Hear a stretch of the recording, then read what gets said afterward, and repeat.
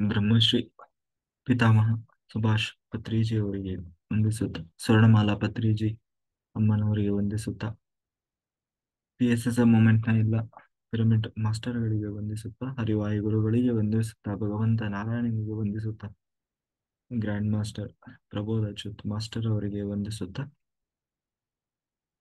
ಲೋಕ ಕಲ್ಯಾಣಾರ್ಥವಾಗಿ ಅಂತ ನಡೀತಾ ಇರುವ ನಮ್ಮ ಈ ಧ್ಯಾನ ಯಜ್ಞದಲ್ಲಿ ಯೂಟ್ಯೂಬ್ ಮತ್ತೆ ಜೂಮ್ನಲ್ಲಿ ಭಾಗವಹಿಸಿದಂತ ಎಲ್ಲಾ ಧ್ಯಾನ ಯೋಗಿ ಬಂಧುಗಳಿಗೆ ವಂದಿಸುತ್ತಾ, ನಮ್ಮ ಈ ಧ್ಯಾನ ಯಜ್ಞಕ್ಕೆ ನಮ್ಮ ಈ ಧ್ಯಾನ ಯಜ್ಞದಲ್ಲಿ ನಾವು ಮುಂದುವರಿಯೋಣ ಅಂತ ಹೇಳ್ತಾ,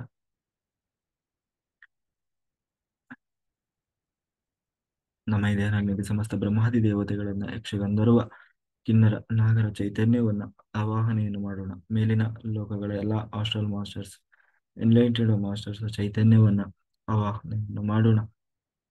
ಸಪ್ತರ್ಷಿಗಳನ್ನ, ಸಪ್ತರ್ಷಿ ಪತ್ನಿಯರನ್ನ, ತ್ರಿಮೂರ್ತಿಗಳನ್ನ, ತ್ರಿಶಕ್ತಿಯರ ಚೈತನ್ಯವನ್ನ ಆವಾಹನೆಯನ್ನು ಮಾಡೋಣ. ಲೋಕ ಕಲ್ಯಾಣಾರ್ಥವಾಗಿ ಅಂತ ಹೇಳಿ ಯಾರೆಲ್ಲ ಕೂದು ತಪಸ್ ಮಾಡ್ತಾ ಇದ್ದಾರೆ, ಧ್ಯಾನ ಮಾಡ್ತಾ ಇದ್ದಾರೆ, ಯೋಗಿಗಳು, ಸಿದ್ಧ ಪುರುಷರು, ಋಷಿ ಮುನಿಗಳು, ಹಿಮಾಲಯದ ಯೋಗಿಗಳು, ಅವರೆಲ್ಲರ ಚೈತನ್ಯವನ್ನ ಆವಾಹನೆಯನ್ನು ಮಾಡೋಣ. ನಮ್ಮೆಲ್ಲರ ಪೂರ್ಣಾತ್ಮನನ್ನ ಆವಾಹನೆಯನ್ನು ಮಾಡೋಣ. ಸದಾನಂದ ಯೋಗಿಗಳು, ಮಹಾವತಾರ್ ಬಾಬಾಜಿ ಅವರು, ರಮಣ ಮಹರ್ಷಿಗಳು, ಬುದ್ಧ ಭಗವಾನರು, ಮಹಾವೀರರು, ರಾಘವೇಂದ್ರ ಸ್ವಾಮಿಗಳು, ಅವರೆಲ್ಲರ ಚೈತನ್ಯವನ್ನ ಆವಾಹನೆಯನ್ನು ಮಾಡೋಣ. ವಿಶ್ವರೂಪಿಯಾದ ಬ್ರಹ್ಮ ಸ್ವರೂಪಿಯಾದ ಭಗವಂತನನ್ನ ಆವಾಹನೆಯನ್ನು ಮಾಡುತ್ತಾ, ಅವರೆಲ್ಲರ ಚೈತನ್ಯ ಫ್ರೀಕ್ವೆನ್ಸಿಯಲ್ಲಿ ನಾವೆಲ್ಲರೂ ಒಂದಾಗಿ ಈ ಧ್ಯಾನ ಯಜ್ಞದಲ್ಲಿ ನಾವು ಮುಂದುವರಿಯೋಣ ಅಂತ ಹೇಳ್ತಾ, ಮಾಸ್ಟರ್ ಸರ್ ಈಗಾಗಲೇ ಆ ಭಾಗವತ ಆಯ್ತು, ಭಾಗವತವನ್ನು ಚಿಂತನೆಯನ್ನು ಮಾಡ್ತಾ ಇದ್ವಿ. ಅದರಲ್ಲಿ ಭಾಗವತದಲ್ಲಿ ಆ ಅದೇ ಬ್ರಹ್ಮದೇವರ ಸೃಷ್ಟಿಯಾಗಿದೆ. ಬ್ರಹ್ಮದೇವರನ್ನ ಭಗವಂತ ತಾನು ಸೃಷ್ಟಿ ಮಾಡಿದ್ದ. ಯಾಕೆ ಅಂತಂದ್ರೆ ಮುಂದಿನ ಸೃಷ್ಟಿ ಕಾರ್ಯ ಮುಂದುವರಿಬೇಕಾಗಿದೆ ಅಂತ ಹೇಳಿ ಬ್ರಹ್ಮದೇವರನ್ನ ಸೃಷ್ಟಿ ಮಾಡಿದರು. ಅಂದ್ರೆ ಬ್ರಹ್ಮದೇವರು ಸೃಷ್ಟಿ ಮಾಡಿದಾಗ ಆ ಬ್ರಹ್ಮದೇವರು ತಪಸ್ಸು ಮಾಡಿದರು, ತಮ್ಮ ಅವ್ರ ಆಯುಷ್ಯ ತಪಸ್ಸಿನಲ್ಲೇ ಕಳೆದರು. ಆಗ ಭಗವಂತ ಪ್ರತ್ಯಕ್ಷನಾಗಿ ತಾನು ಹೇಳಿದ, ಎಲ್ಲರೂ ನನ್ನನ್ನೇ ಬಯಸೋದು, ಯಾಕೆಂದ್ರೆ ಎಲ್ಲರಿಗೂ ಬೇಕಾಗಿರೋದು ಸುಖ. ಆ ನಿಜವಾದ ಸುಖ ಯಾವುದು ಅಂತಂದ್ರೆ ಅದು ನಾನೇ. ಆದ್ರೆ ಒಬ್ಬೊಬ್ರು ಒಂದೊಂದ್ರ ಇಲ್ಲಿ ಸುಖ ಅಂದ್ರೆ ಯಾವುದು ಅಂತ ಸರಿಯಾಗಿ ತಿಳಿಯದೆ, ಅದು ಕೆಲವರು ಇನ್ಯಾವುದ್ರಲ್ಲೋ ಸುಖ ಇದೆ ಅಂತ ಹೇಳಿ ಆ ಸುಖವನ್ನ ಪಡಿಲಿಕ್ಕೆ ಹೋಗಿ ತಾವು ವ್ಯರ್ಥವಾಗಿ ತಮ್ಮ ಜೀವನವನ್ನು ಹಾಳು ಮಾಡ್ಕೊಳ್ತಾ ಇದ್ದಾರೆ. ಆದ್ರೆ ನಿಜವಾದ ಸುಖ ಯಾವುದು ಅಂತಂದ್ರೆ ಅದು ನಾನೇ ಆಗಿದ್ದೇನೆ ಅಂತ ಹೇಳಿ ದೇವರು ಹೇಳಿದ. ಯಾಕೆಂದ್ರೆ ಕೆಲವರು ಬಹಳ ದುಡ್ಡು ಬಂದ್ರೆ ಅದರಲ್ಲಿ ಸುಖ ಇದೆಯೇನೋ ಅಂತ ಹೇಳಿ ದುಡ್ಡು ಸಂಪಾದನೆ ಹಿಂದೆ ಹೋದ್ರು. ಕೆಲವರು ಆ ಹೆಣ್ಣಿನ ಹಿಂದೆ ಹೋದರು, ಕೆಲವರು ಗಂಡಿನ ಹಿಂದೆ ಹೋದರು, ಕೆಲವರು ತಪಸ್ಸಿನ ಹಿಂದೆ ಹೋದರು, ಇನ್ನು ಕೆಲವರು ಆ ಏನು ಸಾವನ್ನ ಗೆದ್ರೆ ನಾವು ಸಂತೋಷವಾಗಿರ್ಬೋದು ಅಂತ ಹೇಳಿ ರಾಕ್ಷಸರು, ದಾನವರು, ದೈತ್ಯರು ತಾವು ತಪಸ್ಸು ಮಾಡಿ ದೇವರನ್ನ ಮೆಚ್ಚಿಸಿ ಅಥವಾ ಏನು ದೇವತೆಗಳನ್ನ ಮೆಚ್ಚಿಸಿ ಅವರಿಂದ ವರ ಪಡೆದು ತಾವು ಸಾವೇ ಇಲ್ಲದ ಹಾಗೆ ಇರ್ಬೋದು ಅಂತ ಹೇಳಿ ಪ್ರಯತ್ನ ಮಾಡ್ತಾನೆ ಇದ್ದಾರೆ, ಮಾಡಿದ್ರು. ಆದ್ರೆ ಇಲ್ಲಿವರೆಗೂ ಮತ್ತು ಪುನಃ ಎಲ್ಲರೂ ಸಾಯ್ತಾನೆ ಇದ್ದಾರೆ. ಯಾರು ಎಷ್ಟೇ ಪ್ರಯತ್ನ ಮಾಡಿದ್ರು ಆ ಸಾವು ಅನ್ನೋದು ಬಿಡ್ಲಿಲ್ಲ ಅವ್ರನ್ನ. ಅಂದ್ರೆ ಅಲ್ಲೂ ಅವರಿಗೆ ಸುಖ ಅನ್ನೋದು ಸಿಗಲಿಲ್ಲ. ಹಾಗಾದ್ರೆ ಹಾಗಾಗಿ ನಿಜವಾದ ಸುಖ ಯಾವುದು ಅಂತಂದ್ರೆ ಅದು ನಾನೇ ಆಗಿದ್ದೇನೆ, ನನ್ನನ್ನೇ ಪಡಿಬೇಕು ಅಂತ ಹೇಳಿ ಭಗವಂತ ತಾನು ಹೇಳಿದ್ದ. ಹಾಗೆ ನಿನ್ನೊಳಗೆ ನಾನೇ ಇದ್ದು ಸೃಷ್ಟಿ ಕಾರ್ಯವನ್ನು ಮಾಡ್ತೇನೆ ಅಂತ ಹೇಳಿ ದೇವರು ಆ ಏನು ಚತುರ್ಮುಖ ಬ್ರಹ್ಮದೇವರನ್ನು ತಾವು ಸೃಷ್ಟಿ ಮಾಡಿ ಇಷ್ಟೆಲ್ಲ ಮಾಡಿದ್ದಾರೆ. ಚತುರ್ಮುಖ ಬ್ರಹ್ಮದೇವರು ಆ ಆ ಸೃಷ್ಟಿಯನ್ನ ವಿವಿಧ ಮಜಲುಗಳಲ್ಲಿ ತಾವು ಸೃಷ್ಟಿ ಮಾಡ್ತಾ ಹೋಗ್ತಾರೆ. ಅಂದ್ರೆ ಇವತ್ತು ನಾವು ನೋಡ್ತಾ ಇರುವಂತಹ ಇಡೀ ಈ ಬ್ರಹ್ಮಾಂಡ ಇದು ಒಟ್ಟು 9 ಹಂತದಲ್ಲಿ ತಾನು ಸೃಷ್ಟಿ ಆಗ್ತಾ ಬಂತು. ಇದು ರಾತ್ರೋರಾತ್ರಿ ಆದ ಸೃಷ್ಟಿಯಲ್ಲ. ಒಂದೊಂದು ಒಂದೊಂದು ಹಂತಕ್ಕೆ ಲಕ್ಷ ಲಕ್ಷ ವರ್ಷಗಳು ತಗೊಂಡಿವೆ. ಹಾಗೆ ಆ 9 ಹಂತವಾಗಿ ಸೃಷ್ಟಿ ಬಂತು. ಆ ಸೃಷ್ಟಿ ಕಾರ್ಯವನ್ನು ನಾವೀಗ ನೋಡೋಣ ಅಂತ ಹೇಳ್ತಾ, ಮೊದಲನೇದಾಗಿ ಮೊದಲನೇ ಸೃಷ್ಟಿಯೇ ಮಹತ್ತತ್ವದ ಸೃಷ್ಟಿ ಅಂದ್ರೆ ಅದೇ ಬ್ರಹ್ಮದೇವರು. ಅದರಲ್ಲಿ ನಾನು ಆ ಮಹತ್ತತ್ವ ಅಂತಂದ್ರೆ ನೆನಪು, ಎಷ್ಟೋ ಜನ್ಮಗಳ ನೆನಪು, ಜನ್ಮಾಂತರದ ನೆನಪುಗಳು. ಎರಡನೇದು ಇದು ಅಹಂಕಾರ ತತ್ವ. ಅಹಂಕಾರ ತತ್ವ ಅಂತಂದ್ರೆ ಅದು ರುದ್ರದೇವರ ಸೃಷ್ಟಿ. ಆ ರುದ್ರದೇವರಲ್ಲಿ ಅಂದ್ರೆ ನಮ್ಮೊಳಗೆ ನಾನು ಅನ್ನುವ ಅರಿವು. ಕೆಲವೊಮ್ಮೆ ನಾವು ಈ ನಿದ್ರೆ ಮಾಡುವಾಗ ನಾನು ಯಾರು ಅನ್ನುವುದೇ ನಮಗೆ ಗೊತ್ತಿರೋಲ್ಲ. ಹಾಗೆ ನಮ್ಮ ನಮ್ಮ ಬಗ್ಗೆ ನಮಗೆ ಪ್ರಜ್ಞೆ, ಅರಿವು ಅಂದ್ರೆ ಮನಸ್ಸು ಅಂತೀವಲ್ಲ ಹಾಗೆ. ಇವತ್ತು ನಮ್ಮ ಮನಸ್ಸಿನ ಅಭಿಮಾನಿ ದೇವತೆ ಯಾರು ಅಂತಂದ್ರೆ ಅದು ರುದ್ರ, ಶಿವ. ಹಾಗೆ ಅಂತಹ ರುದ್ರದೇವರ ಸೃಷ್ಟಿ ಅದು ಎರಡನೇ. ಮೂರನೇ ಸೃಷ್ಟಿ ಪಂಚಭೂತಗಳು. ಪಂಚಭೂತಗಳು ಅಂದ್ರೆ ಪಂಚಭೂತಗಳ ಸೃಷ್ಟಿ ಅನ್ನೋದಕ್ಕಿಂತ ಪಂಚಭೂತಗಳು ಈಗಾಗಲೇ ಇದೆ, ಆದ್ರೆ ಅದಕ್ಕೊಂದು ನಿರ್ದಿಷ್ಟವಾದ ಆಕಾರ ಅನ್ನೋದು ಪಂಚಭೂತಗಳು. ಅದರಲ್ಲಿ ಪಂಚಭೂತಗಳಿಂದ ಮೊದಲನೇದಾಗಿ ಆಕಾಶ.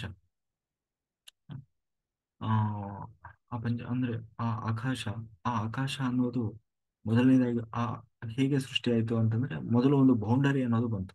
ಯಾವುದಕ್ಕೆ? ಇಡೀ ಬ್ರಹ್ಮಾಂಡ. ಈ ಬ್ರಹ್ಮಾಂಡ ಅಂತಂದ್ರೆ ಬ್ರಹ್ಮಾಂಡಕ್ಕೆ ತನ್ನದೇ ಒಂದು ಬೌಂಡರಿ ಇದೆ.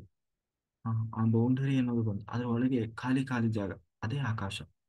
ಆಯ್ತು. ಎರಡನೇದು, ಆಕಾಶ ಖಾಲಿ ಜಾಗದಲ್ಲಿ ಬಂದಿದ್ದು ಯಾವುದು? ಗಾಳಿ. ಗಾಳಿ ಎನ್ನುವುದು ಸೃಷ್ಟಿಯಾಯಿತು, ಅಥವಾ ಅದರಲ್ಲಿ ಬಂತು. ಆ ಗಾಳಿಯ ನಿರಂತರ ಘರ್ಷಣೆಯಿಂದ ಬೆಂಕಿ ಎನ್ನುವುದು ಸೃಷ್ಟಿಯಾಯಿತು. ಆ ಆ ಬೆಂಕಿ ನಿಧಾನವಾಗಿ ಇದಾಗ್ತಾ ಅದರಿಂದಲೇ ಆ ನೀರು ಸೃಷ್ಟಿಯಾಯಿತು. ನೀರಿನಿಂದ ಅದು ಗಟ್ಟಿ ಆಗ್ತಾ ಆಗ್ತಾ ಆಗ್ತಾ ಮಣ್ಣು ಸೃಷ್ಟಿಯಾಯಿತು. ಹೀಗೆ ಆ ಪ್ರಪಂಚದ ಸೃಷ್ಟಿ ಆಗ್ತದೆ. ಪ್ರಪಂಚದಲ್ಲಿ ಆ ಈ ಪಂಚಭೂತಗಳು ತಾವು ಸೃಷ್ಟಿಯಾದವು.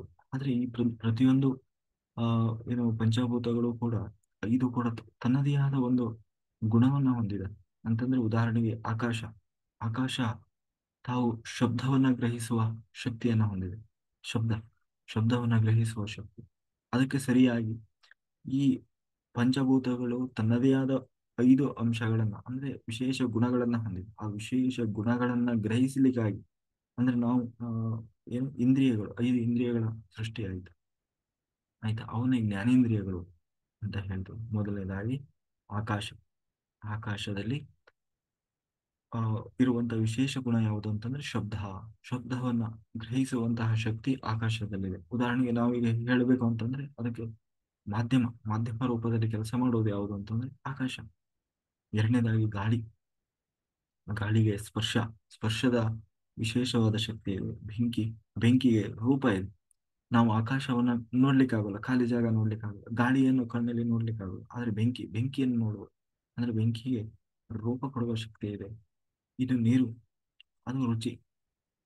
ಯಾಕೆಂದ್ರೆ ಆ ನೀರಿನಲ್ಲಿ ಆ, ರುಚಿಯನ್ನ ಗ್ರಹಿಸ್ಲಿಕ್ಕೆ ಸಾಧ್ಯ ಇದೆ. ಆ ಶಕ್ತಿ ನೀರಿಗಿದೆ. ಹಾಗೆ ಮಣ್ಣಿನಲ್ಲಿ ವಾಸನೆ. ಹೀಗೆ ಒಂದೊಂದು ಪಂಚಭೂತಗಳು ಕೂಡ ತನ್ನದೇ ಆದ ಅಂದ್ರೆ ಇದರ ಮೂಲ ಏನೋ ಗುಣಗಳಿದೆ. ಆ ಗುಣಗಳಲ್ಲಿ ಗ್ರಹಿಸ್ಲಿಕ್ಕೆ 5 ಇಂದ್ರಿಯಗಳು, ಜ್ಞಾನೇಂದ್ರಿಯಗಳು. ಒಂದು ಆಕಾಶ ಶಬ್ದವನ್ನ ಗ್ರಹಿಸಿದರೆ ಅದನ್ನ ಗ್ರಹಿಸ್ಲಿಕ್ಕಾಗಿ ಕಿವಿ. ಗಾಳಿ ಸ್ಪರ್ಶವನ್ನ ಗ್ರಹಿಸಿದ್ರೆ ಅದನ್ನ ಗ್ರಹಿಸ್ಲಿಕ್ಕಾಗಿ ಚರ್ಮ. ಇನ್ನು ಬೆಂಕಿ ಆ ರೂಪವನ್ನ ಕೊಟ್ರೆ ಅದನ್ನ ನೋಡ್ಲಿಕ್ಕೆ, ನಾವು ಏನನ್ನಾದ್ರೂ ನೋಡೋದು ಯಾವುದರಿಂದ? ಕಣ್ಣಿನಿಂದ. ಕಣ್ಣು ಮುಚ್ಕೊಂಡ್ರೆ ಯಾವ ರೂಪವೂ ಕಾಣಲ್ಲ. ಹಾಗೆ ಕಣ್ಣು, ಅದನ್ನು ನೋಡ್ಲಿಕ್ಕೆ ನೀರಿನಿಂದ ಬಂದಿದೆ ಯಾವುದು? ರುಚಿ. ಆ ರುಚಿಯನ್ನ ಗ್ರಹಿಸ್ಲಿಕ್ಕೆ ನಾಲಿಗೆ. ಹಾಗೆ ಮಣ್ಣಿಗೆ ಇರುವಂತಹ ವಿಶೇಷ ಗುಣ ಯಾವುದು ಅಂತ? ವಾಸನೆ. ಅದನ್ನ ಗ್ರಹಿಸ್ಲಿಕ್ಕೆ ಮೂಗು. ಹೀಗೆ ಇದು ಆ ಪಂಚ ಇಂದ್ರಿಯಗಳ ಸೃಷ್ಟಿ. ಆದರೆ ಇನ್ನು 5 ಕರ್ಮೇಂದ್ರಿಯಗಳು. ಏನು 5 ಕರ್ಮೇಂದ್ರಿಯ ಅಂತಂದ್ರೆ 2 ಕೈ, 2 ಕಾಲು, 1 ಬಾಯಿ. ಆಯ್ತಾ? ಒಟ್ಟು 10 ಇಂದ್ರಿಯಗಳ ಸೃಷ್ಟಿಯಾದವು. ಈ 10 ಇಂದ್ರಿಯಗಳನ್ನ ನಿಗ್ರಹ ಮಾಡ್ಲಿಕ್ಕೆ. ಆಯ್ತಾ? ಇದು ಒಟ್ಟು 4ನೇ ಸೃಷ್ಟಿ. ಆಯ್ತಾ? ನಾಲ್ಕನೇ ಹಂತದ ಸೃಷ್ಟಿ ಆಯ್ತು, ಅಂದ್ರೆ ಇಂದ್ರಿಯಗಳ ಸೃಷ್ಟಿ. ಇನ್ನು 5ನೇ ಹಂತದ ಸೃಷ್ಟಿ. ಇಲ್ಲಿ ಈ ಇಂದ್ರಿಯಗಳನ್ನ ನಿಗ್ರಹ ಮಾಡ್ಲಿಕ್ಕೆ ಇಂದ್ರಿಯಾಭಿಮಾನಿ ದೇವತೆಗಳು ಅಥವಾ ತತ್ವಾಭಿಮಾನಿ ದೇವತೆಗಳ ಸೃಷ್ಟಿ ಆಯ್ತು. ಆಯ್ತಾ? ಇಂದ್ರಿಯಾಭಿಮಾನಿ ದೇವತೆಗಳ ಸೃಷ್ಟಿ ಅಂತಂದ್ರೆ ನಮ್ಮಲ್ಲಿರುವಂತಹ ಒಂದೊಂದು ಇಂದ್ರಿಯವನ್ನು ಕೂಡ ಒಂದೊಂದು ದೇವತೆ ನಿಗ್ರಹ ಮಾಡ್ತಾ ಇದ್ದಾರೆ. ಅದು ನಮಗೆ ಸ್ಪಷ್ಟವಾಗಿ ಗೊತ್ತಾಗ್ತದೆ. ಯಾವಾಗ ಒಬ್ಬ ವ್ಯಕ್ತಿ ತನ್ನ ಅಂತ್ಯಕಾಲ ಬರ್ತದೆ, ಅವಾಗ ನಮ್ಮ ದೇಹದಲ್ಲಿರುವ ಅಭಿಮಾನಿ ದೇವತೆಗಳು ಒಬ್ಬೊಬ್ರೆ ಅವರ ಕೆಲಸ ಮುಗೀತು ಅಂತ ಆದಾಗ ಅವರು ಹೊರಟು ಹೋಗ್ತಾರೆ. ಕೊನೆಗೆ ಹೋಗೋದು ಯಾರು ಅಂತಂದ್ರೆ ಪ್ರಾಣದೇವರು. ಅವರೇ ಮುಖ್ಯ ಪ್ರಾಣ, ಅಥವಾ ಹನುಮಂತ ದೇವರು ಅಥವಾ ವಾಯುದೇವರು ಅಂತ ಕರೀತೀವಿ. ಅವರು ಯಾವಾಗ ಹೊರಟರು ಅವಾಗ ನಾವು ಹೇಳ್ತೀವಲ್ಲ, ಓ ಪ್ರಾಣ ಹೋಯ್ತು. ಯಾಕಂದ್ರೆ ಅಲ್ಲಿವರೆಗೂ ಆ ಮನುಷ್ಯನಿಗೆ ಯಾವ ಇಂದ್ರಿಯ ಕೆಲಸ ಮಾಡದೇ ಇದ್ರೂ ಕೂಡ ಅವನು ಸತ್ತೋಗಿದ್ದಾನೆ ಅಂತ ನಾವು ಯಾರು ಹೇಳೋದು. ಕಣ್ ಕಾಣಲಿಲ್ಲ ಅಂದ ತಕ್ಷಣ ಅವನು ಸತ್ತೋಗ್ಬಿಟ್ಟ ಅಂತ ಹೇಳಲ್ಲ. ಹಾಗಾಗಿ ಯಾವ ಇಂದ್ರಿಯ ಕೆಲಸ ಮಾಡದೇ ಇದ್ರೂ ಕೂಡ ಆ ಮನುಷ್ಯ ಸತ್ತೋಗಿದ್ದಾನೆ ಅಂತ ನಾವು ಯಾರು ಹೇಳೋದು. ಅಥವಾ ಎಲ್ಲಾ ಇಂದ್ರಿಯವು ಕೆಲಸ ಮಾಡ್ತಾ ಇದ್ದೇವೆ, ಇಡೀ ದೇಹ ಬಹಳ ಚೆನ್ನಾಗಿದೆ, ಆದರೆ ಪ್ರಾಣದೇವರೇ ಒಳಗಡೆ ಪ್ರಾಣ ಹೊರಟ ಅಂತಂದ್ರೆ ಅದು ಯಾವುದಕ್ಕೂ ಪ್ರಯೋಜನಕ್ಕೆ ಬರಲ್ಲ. ಹಾಗೆ ಅಲ್ಲ, ಹಾಗಾಗಿ ಇಲ್ಲಿಯವರೆಗೆ ಈ ದೇಹಕ್ಕೆ ಬೆಲೆ ಇರ್ತದೆ ಅಂತಂದ್ರೆ ಒಳಗೆ ಪ್ರಾಣದೇವರು ಇರುವವರೆಗೆ. ಹ? ಪ್ರಾಣದೇವರು ಅಂದ್ರೆ ವಾಯುದೇವರು ಜೀವೋತ್ತಮ, ಅದಕ್ಕೆ ಅವರನ್ನ ಜೀವೋತ್ತಮ ಅಂತ ಕರೀತಾರೆ. ಪ್ರಾಣದೇವರು ಆ ಪ್ರಾಣನನ್ನ ಹಿಡ್ಕೊಂಡು ಆ ಆ ಹೃದಯದಲ್ಲಿ ಕೂತಿರ್ತಾರೆ. ಅವರೊಟ್ಟಿಗೆ ಭಗವಂತ ಇರ್ತಾರೆ. ಯಾವಾಗ ಪ್ರಾಣದೇವರು ಹೊರಡ್ತಾರೆ, ಆ ದೇವರು ಕೂಡ ಅವರೊಟ್ಟಿಗೆ ಹೊರಡ್ತಾರೆ ಪ್ರಾಣನನ್ನ ಹಿಡ್ಕೊಂಡು. ಹಾಗಾಗಿ ಅದಕ್ಕೆ ಪ್ರಾಣ ಅನ್ನೋದು ಅದರ ಮೂಲ ಹೆಸರಲ್ಲ, ಪ್ರಾಣ ದೇವರ ಹೆಸರು. ಪಂಚ ಪ್ರಾಣಗಳು ಅಂತೀವಲ್ಲ. ಹಾ, ಅಯ್ಯೋ ಹೋಯ್ತು, ಪ್ರಾಣ ಹೋಯ್ತು. ಅದು ಕೆಲವೊಮ್ಮೆ ಇನ್ನೂ ನಾವು ಹೇಳ್ತೀವಿ, ದೊಡ್ಡ ಪ್ರಾಣ ಹೋಗಿದೆ, ಸಣ್ಣ ಪ್ರಾಣ ಲಾಸ್ಟ್ ಸ್ವಲ್ಪ ಪಕ್ಕ ಪಕ್ಕ ಬಾಯಿ ಕಳೀತಾ ಇದೆ ಅಂತ ಹೇಳ್ತೀವಲ್ಲ. ಹಾಗೆ ಅದು ಪ್ರಾಣದೇವರು. ಹಾಗಾಗಿ ಈ ಒಟ್ಟು ಇಂದ್ರಿಯಗಳನ್ನ 10 ಇಂದ್ರಿಯಗಳನ್ನ ನಿಗ್ರಹ ಮಾಡ್ಲಿಕ್ಕೆ 10 ತತ್ವಾಭಿಮಾನಿ ದೇವತೆಗಳು ಅಥವಾ ಇಂದ್ರಿಯಾಭಿಮಾನಿ ದೇವತೆಗಳನ್ನ ಸೃಷ್ಟಿ ಮಾಡಿದ್ರು. ಅದರಲ್ಲಿ ಕಣ್ಣನ್ನ ನಿಗ್ರಹ ಮಾಡ್ಲಿಕ್ಕೆ ಸೂರ್ಯ, ಕಿವಿಯನ್ನ ನಿಗ್ರಹ ಮಾಡ್ಲಿಕ್ಕೆ ದಿಕ್ದೇವತೆಗಳು, ಇನ್ನು ಮೂಗು, ಎರಡು ಏನು ಹೊಳ್ಳೆಗಳನ್ನ ಎರಡು ಎರಡು ಜನ ಅಶ್ವಿನಿ ದೇವತೆಗಳು ನಿಗ್ರಹ ಮಾಡಿ, ನಾಲಿಗೆಯಲ್ಲಿ ಅಗ್ನಿ, ಇನ್ನು ಆ ಆ ರುಚಿಯನ್ನ ಗ್ರಹಿಸ್ಲಿಕ್ಕೆ ವರ್ಣ, ಇನ್ನು ಚರ್ಮ ಅಂದ್ರೆ ಅಹಂಕಾರಿಕ ವಾಯು ಅಂತ ಹೇಳ್ತೀವಿ, ಅಹಂಕಾರಿಕ ವಾಯು. ಇನ್ನು ಕಾಲನ್ನ ಜಯಂತ, ಇಂದ್ರನ ಮಗ ಜಯಂತ ಕಾಲಿನ ತತ್ವಾಭಿಮಾನಿ ದೇವತೆ. ಎರಡು ಎರಡು ಕೈಗಳ ಅಭಿಮಾನಿ ದೇವತೆ ಯಾರು? ಇಂದ್ರ. ಇನ್ನು ಮಲಮೂತ್ರ ದ್ವಾರದಲ್ಲಿ ಯಮ ಮತ್ತೆ ದಕ್ಷ ಪ್ರಜಾಪತಿ, ಇವರು ತತ್ವಾಭಿಮಾನಿ ದೇವತೆಗಳಾಗಿ ಹ್ಮ್, ಆ, ವಿಗ್ರಹವನ್ನು ಮಾಡ್ತಾ ಇರ್ತಾರೆ. ಹಾಗಾಗಿ ಆ ಇಡೀ ಇವರೆಲ್ಲರೂ ನಮ್ಮ ದೇಹದಲ್ಲಿ ಇರ್ತಾರೆ.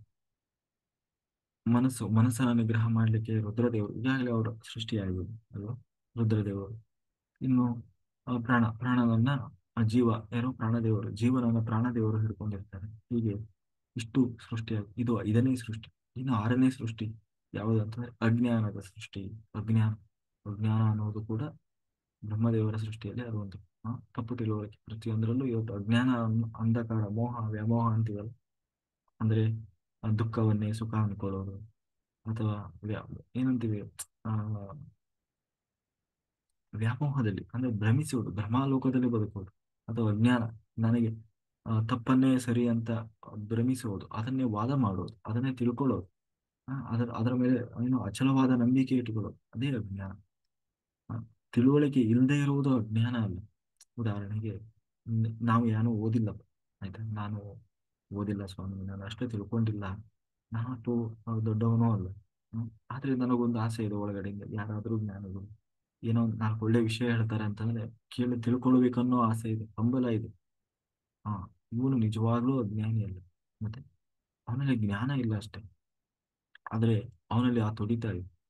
ಆದ್ರೆ ನಿಜವಾಗ್ಲೂ ಯಾರು ಅಜ್ಞಾನಿ ಅಂತಂದ್ರೆ ಏನನ್ನು ತಿಳ್ಕೊಳ್ಳದೆ ಇರೋವನಲ್ಲ.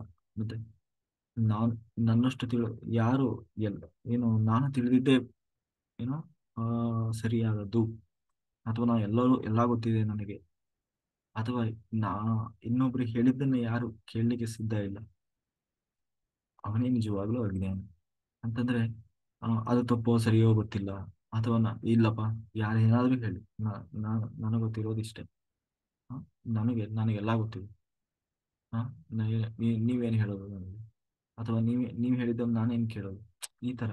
ಅಂದ್ರೆ ತಪ್ಪೋ ಸರಿಯೋ, ಯಾರೋ ಜ್ಞಾನಿಗಳು ತಿಳಿದವರು ಹೇಳ್ತಾ ಇದ್ದಾರೆ ಅಂತಂದ್ರೆ ಅದನ್ನ ನಾನು ತಿಳ್ಕೊಳ್ಬೇಕು, ಒಂದು ವೇಳೆ ತಪ್ಪಿದ್ರೆ ತಿದ್ದುಕೊಳ್ಬೇಕು ಅನ್ನುವ ಪರಿಜ್ಞಾನವಿಲ್ಲದೆ ತನ್ನ ಮೇಲೆ ತಾನು ಅತಿಯಾದ ಅಹಂಕಾರದಿಂದಲೋ, ಅಜ್ಞಾನ ಅಂದ್ರೆ ಅದನ್ನೇ ಅಜ್ಞಾನ.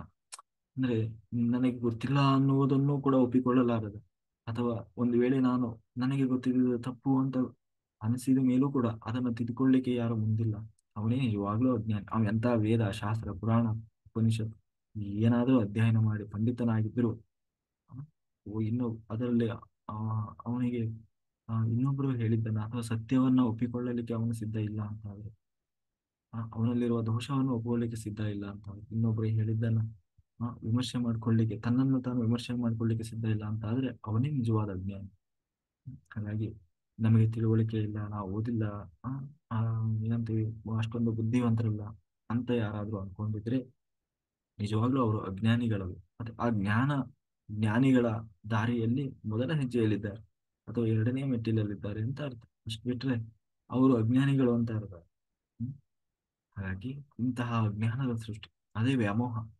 ಇನ್ನು ಇದು ಆರನೇ ಸೃಷ್ಟಿ. ಆದರೆ ಏಳನೇ ಸೃಷ್ಟಿ ಸಸ್ಯವರ್ಗದ ಸೃಷ್ಟಿ. ಇವತ್ತು ನಾವು ಕಾಣ್ತಾ ಇರುವಂತಹ ಈ ಭೂಮಿ ಮೇಲೆ ಇರುವಂತಹ ಎಲ್ಲಾ ಸಸ್ಯವರ್ಗಗಳು, ಚರಾಚರ ಜೀವರಾಶಿಗಳು ಅಂತೇಳಿ ಹಾಗೆ ಅನಂತ ಕೋಟಿ ಸಸ್ಯವರ್ಗಗಳಿಂದ. ಆದ್ರೆ ಎಲ್ಲವನ್ನೂ ಹೇಳಲಿಕ್ಕಾಗಲ್ಲ. ಆದ್ರೆ ಅದರಲ್ಲಿ ಆ ಒಟ್ಟು ಆರು ವಿಧದ ಆ ಆರು ವಿಧವಾದಂತಹ ಸಸ್ಯವರ್ಗವನ್ನು ಸೃಷ್ಟಿ ಮಾಡಿದರು. ಯಾವುದು ಅಂತಂದ್ರೆ ಅದರಲ್ಲಿ ಮೊದಲನೇದಾಗಿ ವನಸ್ಪತಿ. ವನಸ್ಪತಿ ಅಂತಂದ್ರೆ ಹೂವು ಬಿಡದೆ ಹಣ್ಣು ಬಿಡುವಂತಹ ಸಸ್ಯವರ್ಗ. ಹೂವನ್ನ ಬಿಡೋಲ್ಲ, ಅದು ನೇರವಾಗಿ ಹಣ್ಣನ್ನು ಬಿಡ್ತದೆ, ಅಂತಹ ಸಸ್ಯವರ್ಗ. ಇನ್ನು ಎರಡನೇದು ಔಷಧ. ಔಷಧ ಅಂತಂದ್ರೆ ಏಕ ಬೆಳೆ ಸಸ್ಯ ಅಂತಂದ್ರೆ ಒಂದು ಸಾರಿ ಅದು ಫಲ ಬಂತು ಅಂತಂದ್ರೆ ಮುಗೀತು, ಅದು ಮತ್ತೆ ಅದು ಆ, ಅಂದ್ರೆ ಆ ಗಿಡವೇ ಬರ್ತದೆ. ಉದಾಹರಣೆಗೆ ಈ ಬಾಳೆ ಮರ, ಬಾಳೆಹಣ್ಣು ಬಿಡ್ತದಲ್ಲ, ಒಂದು ಸಾರಿ ಕೊನೆ ಬಂತು ಅಂದ್ರೆ ಮುಗೀತು. ಈ ಭತ್ತ, ಗೋಧಿ ಒಂದು ಸಾರಿ ಬೆಳೆ ಬಂತು ಅಂದ್ರೆ ಮತ್ತೆ ಪುನಃ ಅದು ಸತ್ತು ಹೋಗ್ತದೆ. ಅಂದ್ರೆ ಒಂದು ಸಾರಿ ಫಲ ಬರ್ಲಿಕ್ಕಾಗಿ ಇರುವಂತಹದ್ದು ಇದು ಔಷಧ. ಇನ್ನು ಲತಾ. ಲತಾ ಅಂದ್ರೆ ಬಳ್ಳಿ. ಆ ಈ ಒಂದು ಸಸ್ಯವರ್ಗ ಇನ್ನೊಂದು ಸಸ್ಯವನ್ನ ಅವಲಂಬಿಸಿಕೊಂಡು ಅಥವಾ ಏನಂತೇವೆ ಹಬ್ಬೋದು ಅಂತೀವಲ್ಲ ಹಾಗೆ ಬೆಳೆಯುವಂತಹ ಸಸ್ಯವರ್ಗ, ಇದು ಲತಾ ಅಂತ ಕರೀತಾರೆ. ಇನ್ನು ನೀರುತಹ.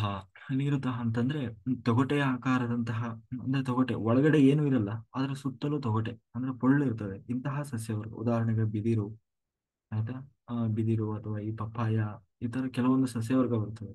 ಅದು ಒಳಗಡೆ ಏನೂ ಇರಲ್ಲ, ಆದ್ರೆ ಹೊರಗಡೆಯಿಂದ ತೊಗಟೆ ಇರ್ತದೆ, ತೊಗಟೆಯ ಮೂಲಕ ಬೆಳೆಯುವಂಥದ್ದು. ಈಗ ತೆಂಗಿನ ಮರ ಇರ್ಬೋದು, ಅಥವಾ ಅಡಿಕೆ ಮರ, ಈ ತರದ ಸಸ್ಯವರ್ಗ. ಅಂದ್ರೆ ಒಳಗಡೆ ಏನೂ ಇರಲ್ಲ, ಖಾಲಿ ಖಾಲಿ. ಹಾಗೆ ಆ ಇನ್ನು ಇದು ನಾಲ್ಕು. ಇನ್ನು ಐದನೇದು ಆ ವಿರುತಃ.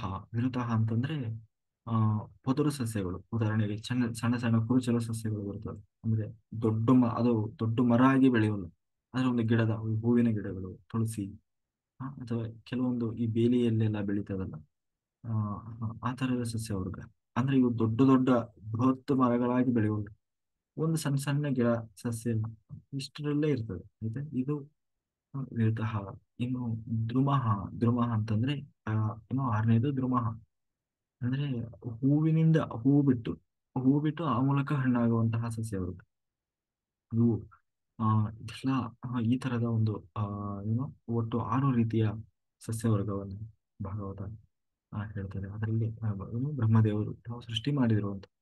ಆದ್ರೆ ಇವುಗಳಲ್ಲಿ ಕೆಲವು ವಿಶಿಷ್ಟತೆಗಳನ್ನು ಹೇಳ್ತಾರೆ. ಅಂದ್ರೆ ಈ ಆ ಏನು ಸಸ್ಯವರ್ಗ ಏನಿದೆ, ಈ ಸಸ್ಯವರ್ಗಕ್ಕೆ ಆ ಸಸ್ಯಗಳಿಗೂ ಕೂಡ ಜೀವ ಇದೆ. ಜೀವ ಇದೆ ಅಂತ ಹೇಳ್ತಾರೆ. ಅಂದ್ರೆ ಒಳಗಡೆ ಆತ್ಮ ಇರ್ತದೆ. ಪ್ರತಿಯೊಂದು ಮರ, ಗಿಡ, ಬಳ್ಳಿ ಪ್ರತಿಯೊಂದರಲ್ಲೂ ಕೂಡ ಆ ಜೀವದ ಅಂಶ ಇರ್ತದೆ. ಹೇಗೆ ನಮ್ಮಲ್ಲಿ ಒಂದು ದೇಹ, ಆ ದೇಹದಲ್ಲಿ ಒಂದು ಜೀವ ಇದೆಯೋ, ಹಾಗೆ ಒಂದು ಮರ ಬೆಳೆದ ನಿಂತಿದೆ ಅಂತಂದ್ರೆ ಆ ಮರದಲ್ಲಿ ಒಂದು ಆತ್ಮ ಇರ್ತದೆ.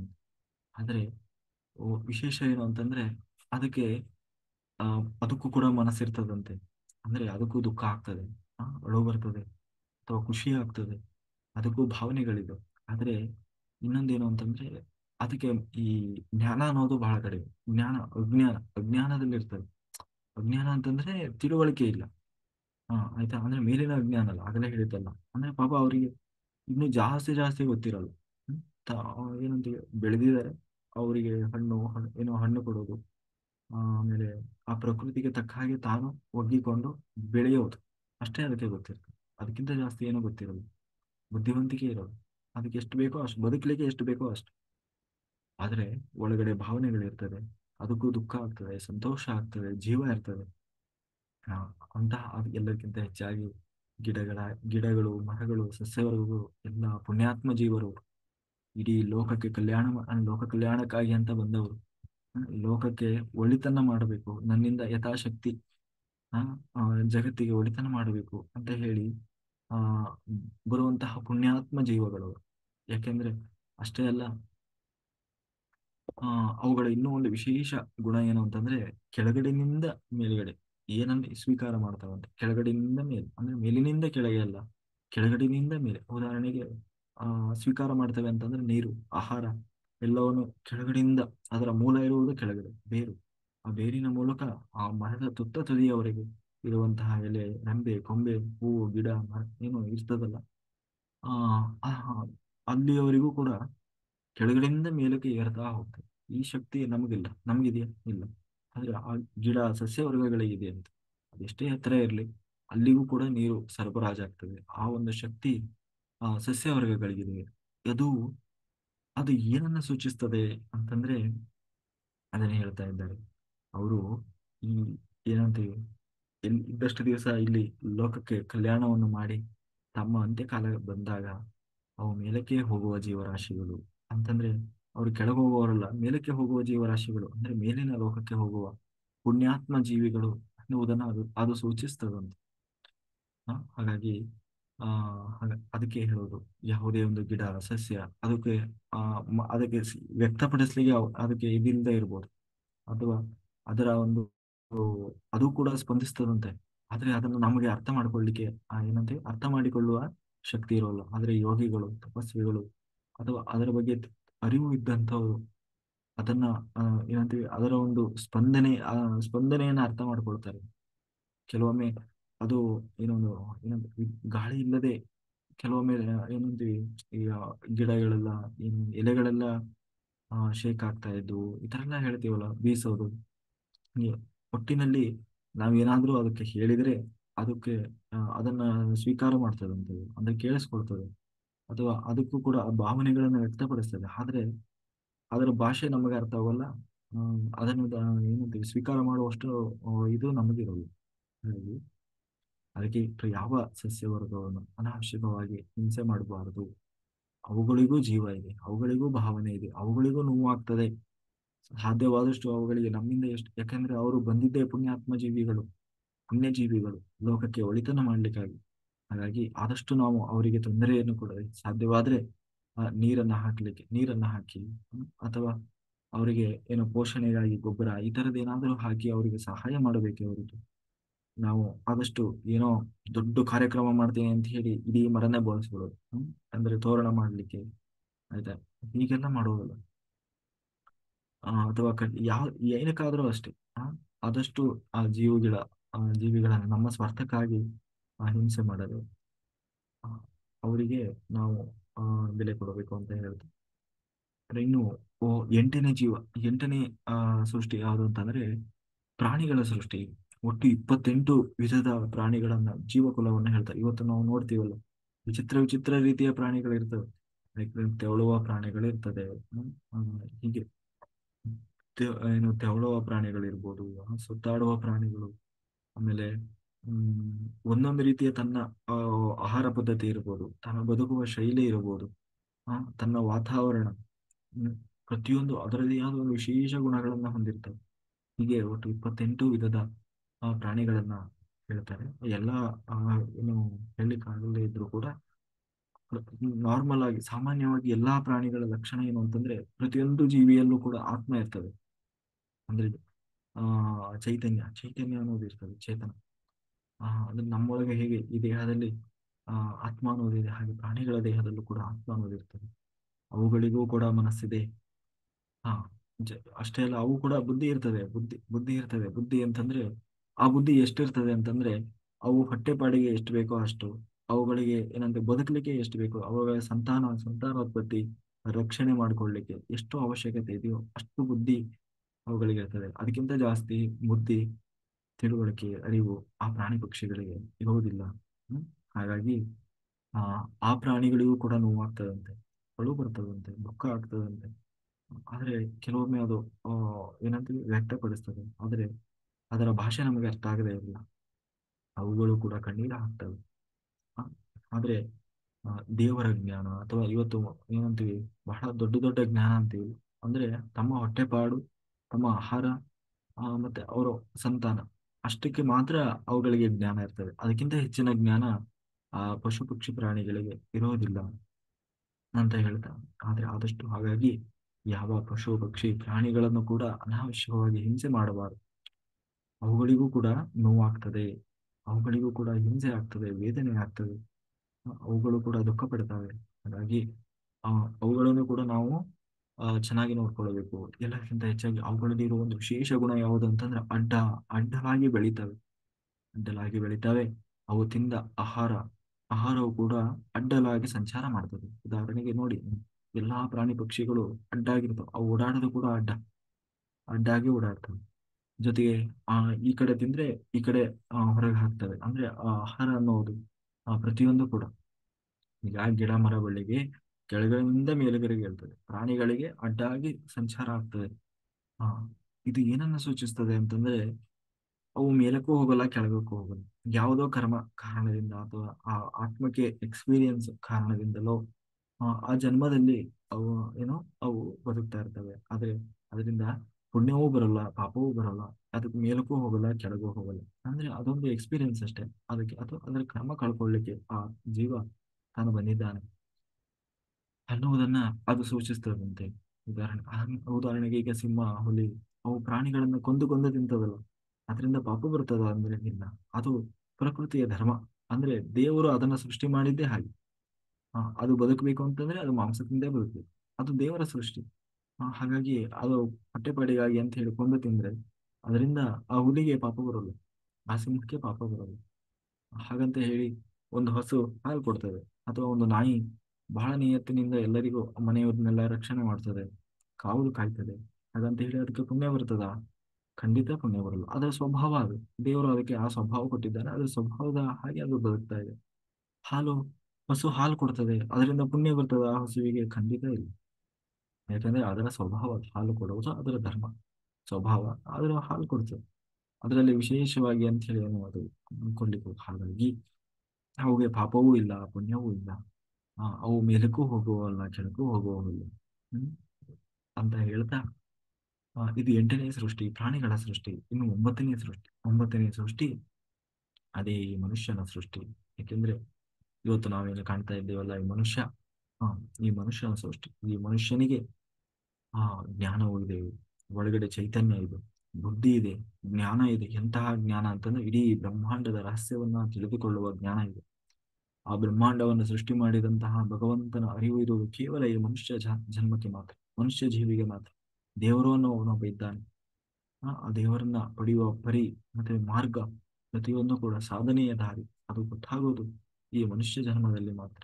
ಇವನಿಗೂ ಕೂಡ ಭಾವನೆಗಳಿರ್ತವೆ, ಮನಸ್ಸಿರ್ತವೆ, ಆಸೆಗಳಿರ್ತವೆ, ಎಲ್ಲ ಇರ್ತದೆ. ಪ್ರಾಣಿ ಪಕ್ಷಿಗಳೇ ಹಾಗೆ, ಕೇವಲ ಹೊಟ್ಟೆಪಾಡಿಗಾಗಿ ಅಥವಾ ತನ್ನ ಬದುಕಿನ ನಿರ್ವಹಣೆಗೆ ಎಷ್ಟು ಬೇಕೋ ಅಷ್ಟು ಮಾತ್ರ ಅಲ್ಲ, ಅದಕ್ಕೂ ಮೀರಿದಂತಹ ಜ್ಞಾನ, ಅದನ್ನು ಸಂಪಾದನೆ ಮಾಡುವ ಶಕ್ತಿ, ಸಾಮರ್ಥ್ಯ, ಎಲ್ಲವೂ ತಿಳುವಳಿಕೆ ಈ ಮನುಷ್ಯನಲ್ಲಿರ್ತದೆ. ಒಂದು ವೇಳೆ ಅಷ್ಟಿದ್ದೂ ಕೂಡ ಇವನು ಆ ಪ್ರಾಣಿಗಳ ಹಾಗೆ ಬದುಕಿದ ಅಂತಾದ್ರೆ ಇವನು ಒಂದು ಪ್ರಾಣಿಯಾಗಿರ್ತಾನೆ, ಮನುಷ್ಯ ಅನಿಸಿಕೊಳ್ಳೋದಿಲ್ಲ. ಆ ಪ್ರಾಣಿಗಳ ಸಾಲಿನಲ್ಲಿ ಇವನು ಒಂದು ಪ್ರಾಣಿ. ಹಾಗಾಗಿ ಆ ಮನುಷ್ಯರಾಗಬೇಕು, ಜ್ಞಾನಿಗಳಾಗಿ ಆ ಮೂಲಕ ನಾವು ನಿಜವಾದ ಮನುಷ್ಯರಾಗಬೇಕು. ಇಲ್ಲ ಅಂದ್ರೆ ಪ್ರಾಣಿಗಳು ನಮಗೂ ಏನು ವ್ಯತ್ಯಾಸ ಇರೋಲ್ಲ. ಈ ಮನುಷ್ಯನ ಒಂದು ವಿಶೇಷ ಗುಣ ಏನು ಅಂತಂದ್ರೆ, ಗಿಡ ಮರಗಳು ಸಸ್ಯವರ್ಗ ಕೆಳಗಡೆಯಿಂದ ಮೇಲಕ್ಕೆ ಅವು ತಿನ್ನಂತ ಆಹಾರ ಇರ್ಬೋದು, ಪ್ರತಿಯೊಂದು ಸಂಚಾರ ಆಗ್ತದೆ. ಅಂದ್ರೆ ಮೇಲಕ್ಕೆ ಹೋಗುವ ಜೀವರಾಶಿಗಳು. ಇನ್ನು ಪ್ರಾಣಿಗಳು ಅಡ್ಡಲಾಗಿ ಸಂಚರಿಸ್ತವೆ, ಅಡ್ಡಲಾಗಿ ಬೆಳಿತವೆ, ಅವು ಓಡಾಡೋದು ಕೂಡ ಅಡ್ಡಾಗಿ ಅಲ್ವಾ. ಜೊತೆಗೆ ಅದು ಏನು ಸೂಚಿಸ್ತದೆ? ಮೇಲೂ ಇಲ್ಲ ಕೆಳಗೂ ಇಲ್ಲ, ಇಲ್ಲೇ ಇರ್ತದೆ. ಇನ್ನು ಮನುಷ್ಯ ಈ ಒಂದು ಮೇಲಿನಿಂದ ಕೆಳಗೆ ಅಂತ, ಅಂದ್ರೆ ಮೇಲಿನಿಂದ ಆಹಾರ ಸ್ವೀಕಾರ ಮಾಡ್ತಾನೆ, ಆ ಆ, ಕೆಳಗಡೆ ಅದು ವಿಸರ್ಜನೆ ಆಗ್ತದೆ. ಅಂದ್ರೆ ಈ ಕೆಳಗಡೆಯಿಂದ ಮೇಲಲ್ಲ, ಮೇಲಿನಿಂದ ಕೆಳಗೆ. ಅಂದ್ರೆ ಇಲ್ಲಿ ಆಹಾರ ತಗೊಂಡ್ರೆ ಕೆಳಗೆ ಹೋಗ್ತದೆ. ಆಯ್ತಾ? ಹ. ಇದು ಏನನ್ನ ಸೂಚಿಸ್ತದೆ ಅಂತಂದ್ರೆ, ಇವನು ಪ್ರಯತ್ನ ಮಾಡಲಿಲ್ಲ ಅಂತ ಆದ್ರೆ, ಸಾಧನೆ ಮಾಡಲಿಲ್ಲ ಆಧ್ಯಾತ್ಮಿಕವಾಗಿ ಆ ಭಗವಂತನನ್ನ ಪಡಿಲಿಕ್ಕೆ ಅಥವಾ ಮೇಲಿನ ಲೋಕಕ್ಕೆ ಹೋಗ್ಲಿಕ್ಕೆ ಬೇಕಾದಂತಹ ಆಧ್ಯಾತ್ಮ ಸಾಧನೆಯನ್ನು ಮಾಡಲಿಲ್ಲ ಅಂತಾದ್ರೆ ಇವನು ಕೆಳಕ್ಕೆ ಹೋಗುವನು ಅಂತ, ಅಂದ್ರೆ ಅಧಂಪತನಕ್ಕೆ ಹೋಗ್ತಾನೆ ಆ, ಅನ್ನುವುದನ್ನ ಅದು ಸೂಚಿಸ್ತದಂತೆ. ಆ ಹಾಗಾಗಿ ಆ ಯಾರು ಅವನು ಸಾಧನೆ ಕಡೆಗೆ ಮುಖ ಮಾಡಿ ಆ ಮೇಲಕ್ಕೆ ಹೋಗಬೇಕು ನೀನು ಅನ್ನುವುದನ್ನ ಆ ಅವನಲ್ಲಿರುವಂತಹ ಆ ಲಕ್ಷಣ ತಾನು ಸೂಚಿಸ್ತದೆ. ಹಾಗಾಗಿ ಆ ಹೀಗೆ ಆ ಒಟ್ಟು 9 ಮಜಲುಗಳಲ್ಲಿ ಆ ಏನು ಏನು ಬ್ರಹ್ಮದೇವರ ಸೃಷ್ಟಿ ಕಾರ್ಯ ಅನ್ನುವುದು ತಾನು ಹುಟ್ಟಿ ಬಂತು.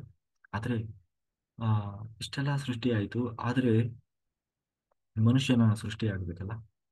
ಈ ಮನುಷ್ಯ ಸೃಷ್ಟಿಯಾಗಿ ಎಲ್ಲಾ ಕಡೆ ಜೀವರಾಶಿ ಏನು ಸಸ್ಯವರ್ಗ ಸೃಷ್ಟಿ ಆಯ್ತು, ಜೀವರಾಶಿಗಳ ಸೃಷ್ಟಿಯಾಯಿತು. ಆದರೆ ಈ ಮನುಷ್ಯ ಅನ್ನೋನ ಸೃಷ್ಟಿ ಆಯಿತು. ಆ ಮನುಷ್ಯನ ಸೃಷ್ಟಿ ಹೇಗಾಯಿತು, ಹೇಗೆ ಅದು ಬೆಳೆದುಕೊಂಡು ಬಂತು ಅನ್ನೋದನ್ನ ನಾವೀಗ ನೋಡ್ತಾ ಹೋಗೋಣ.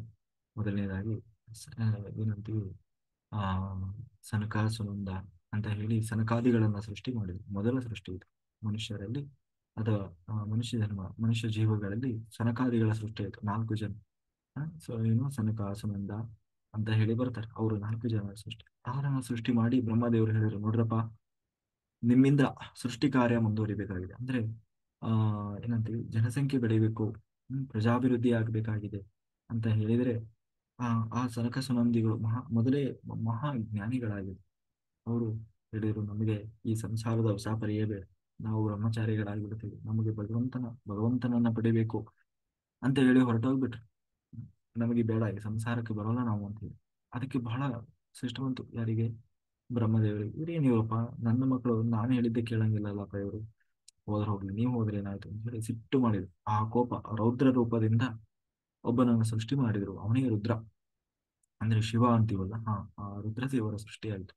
ಆ ರುದ್ರದೇವರನ್ನ ಸೃಷ್ಟಿ, ಅವರು ರೌದ್ರ ರೂಪದಲ್ಲಿ ಆ ಆ ಏನು ರುದ್ರದೇವರು ಬಂದರು. ಆ ರುದ್ರದೇವರಿಗೆ ಆದೇಶ ಮಾಡಿದರು, ನೀನು ಸೃಷ್ಟಿ ಕಾರ್ಯವನ್ನು ಮಾಡಿ. ಆಗ ಆ ರುದ್ರದೇವರು ತಾವು ಸೃಷ್ಟಿ ಕಾರ್ಯವನ್ನ ಆರಂಭ ಮಾಡಿದ್ರು.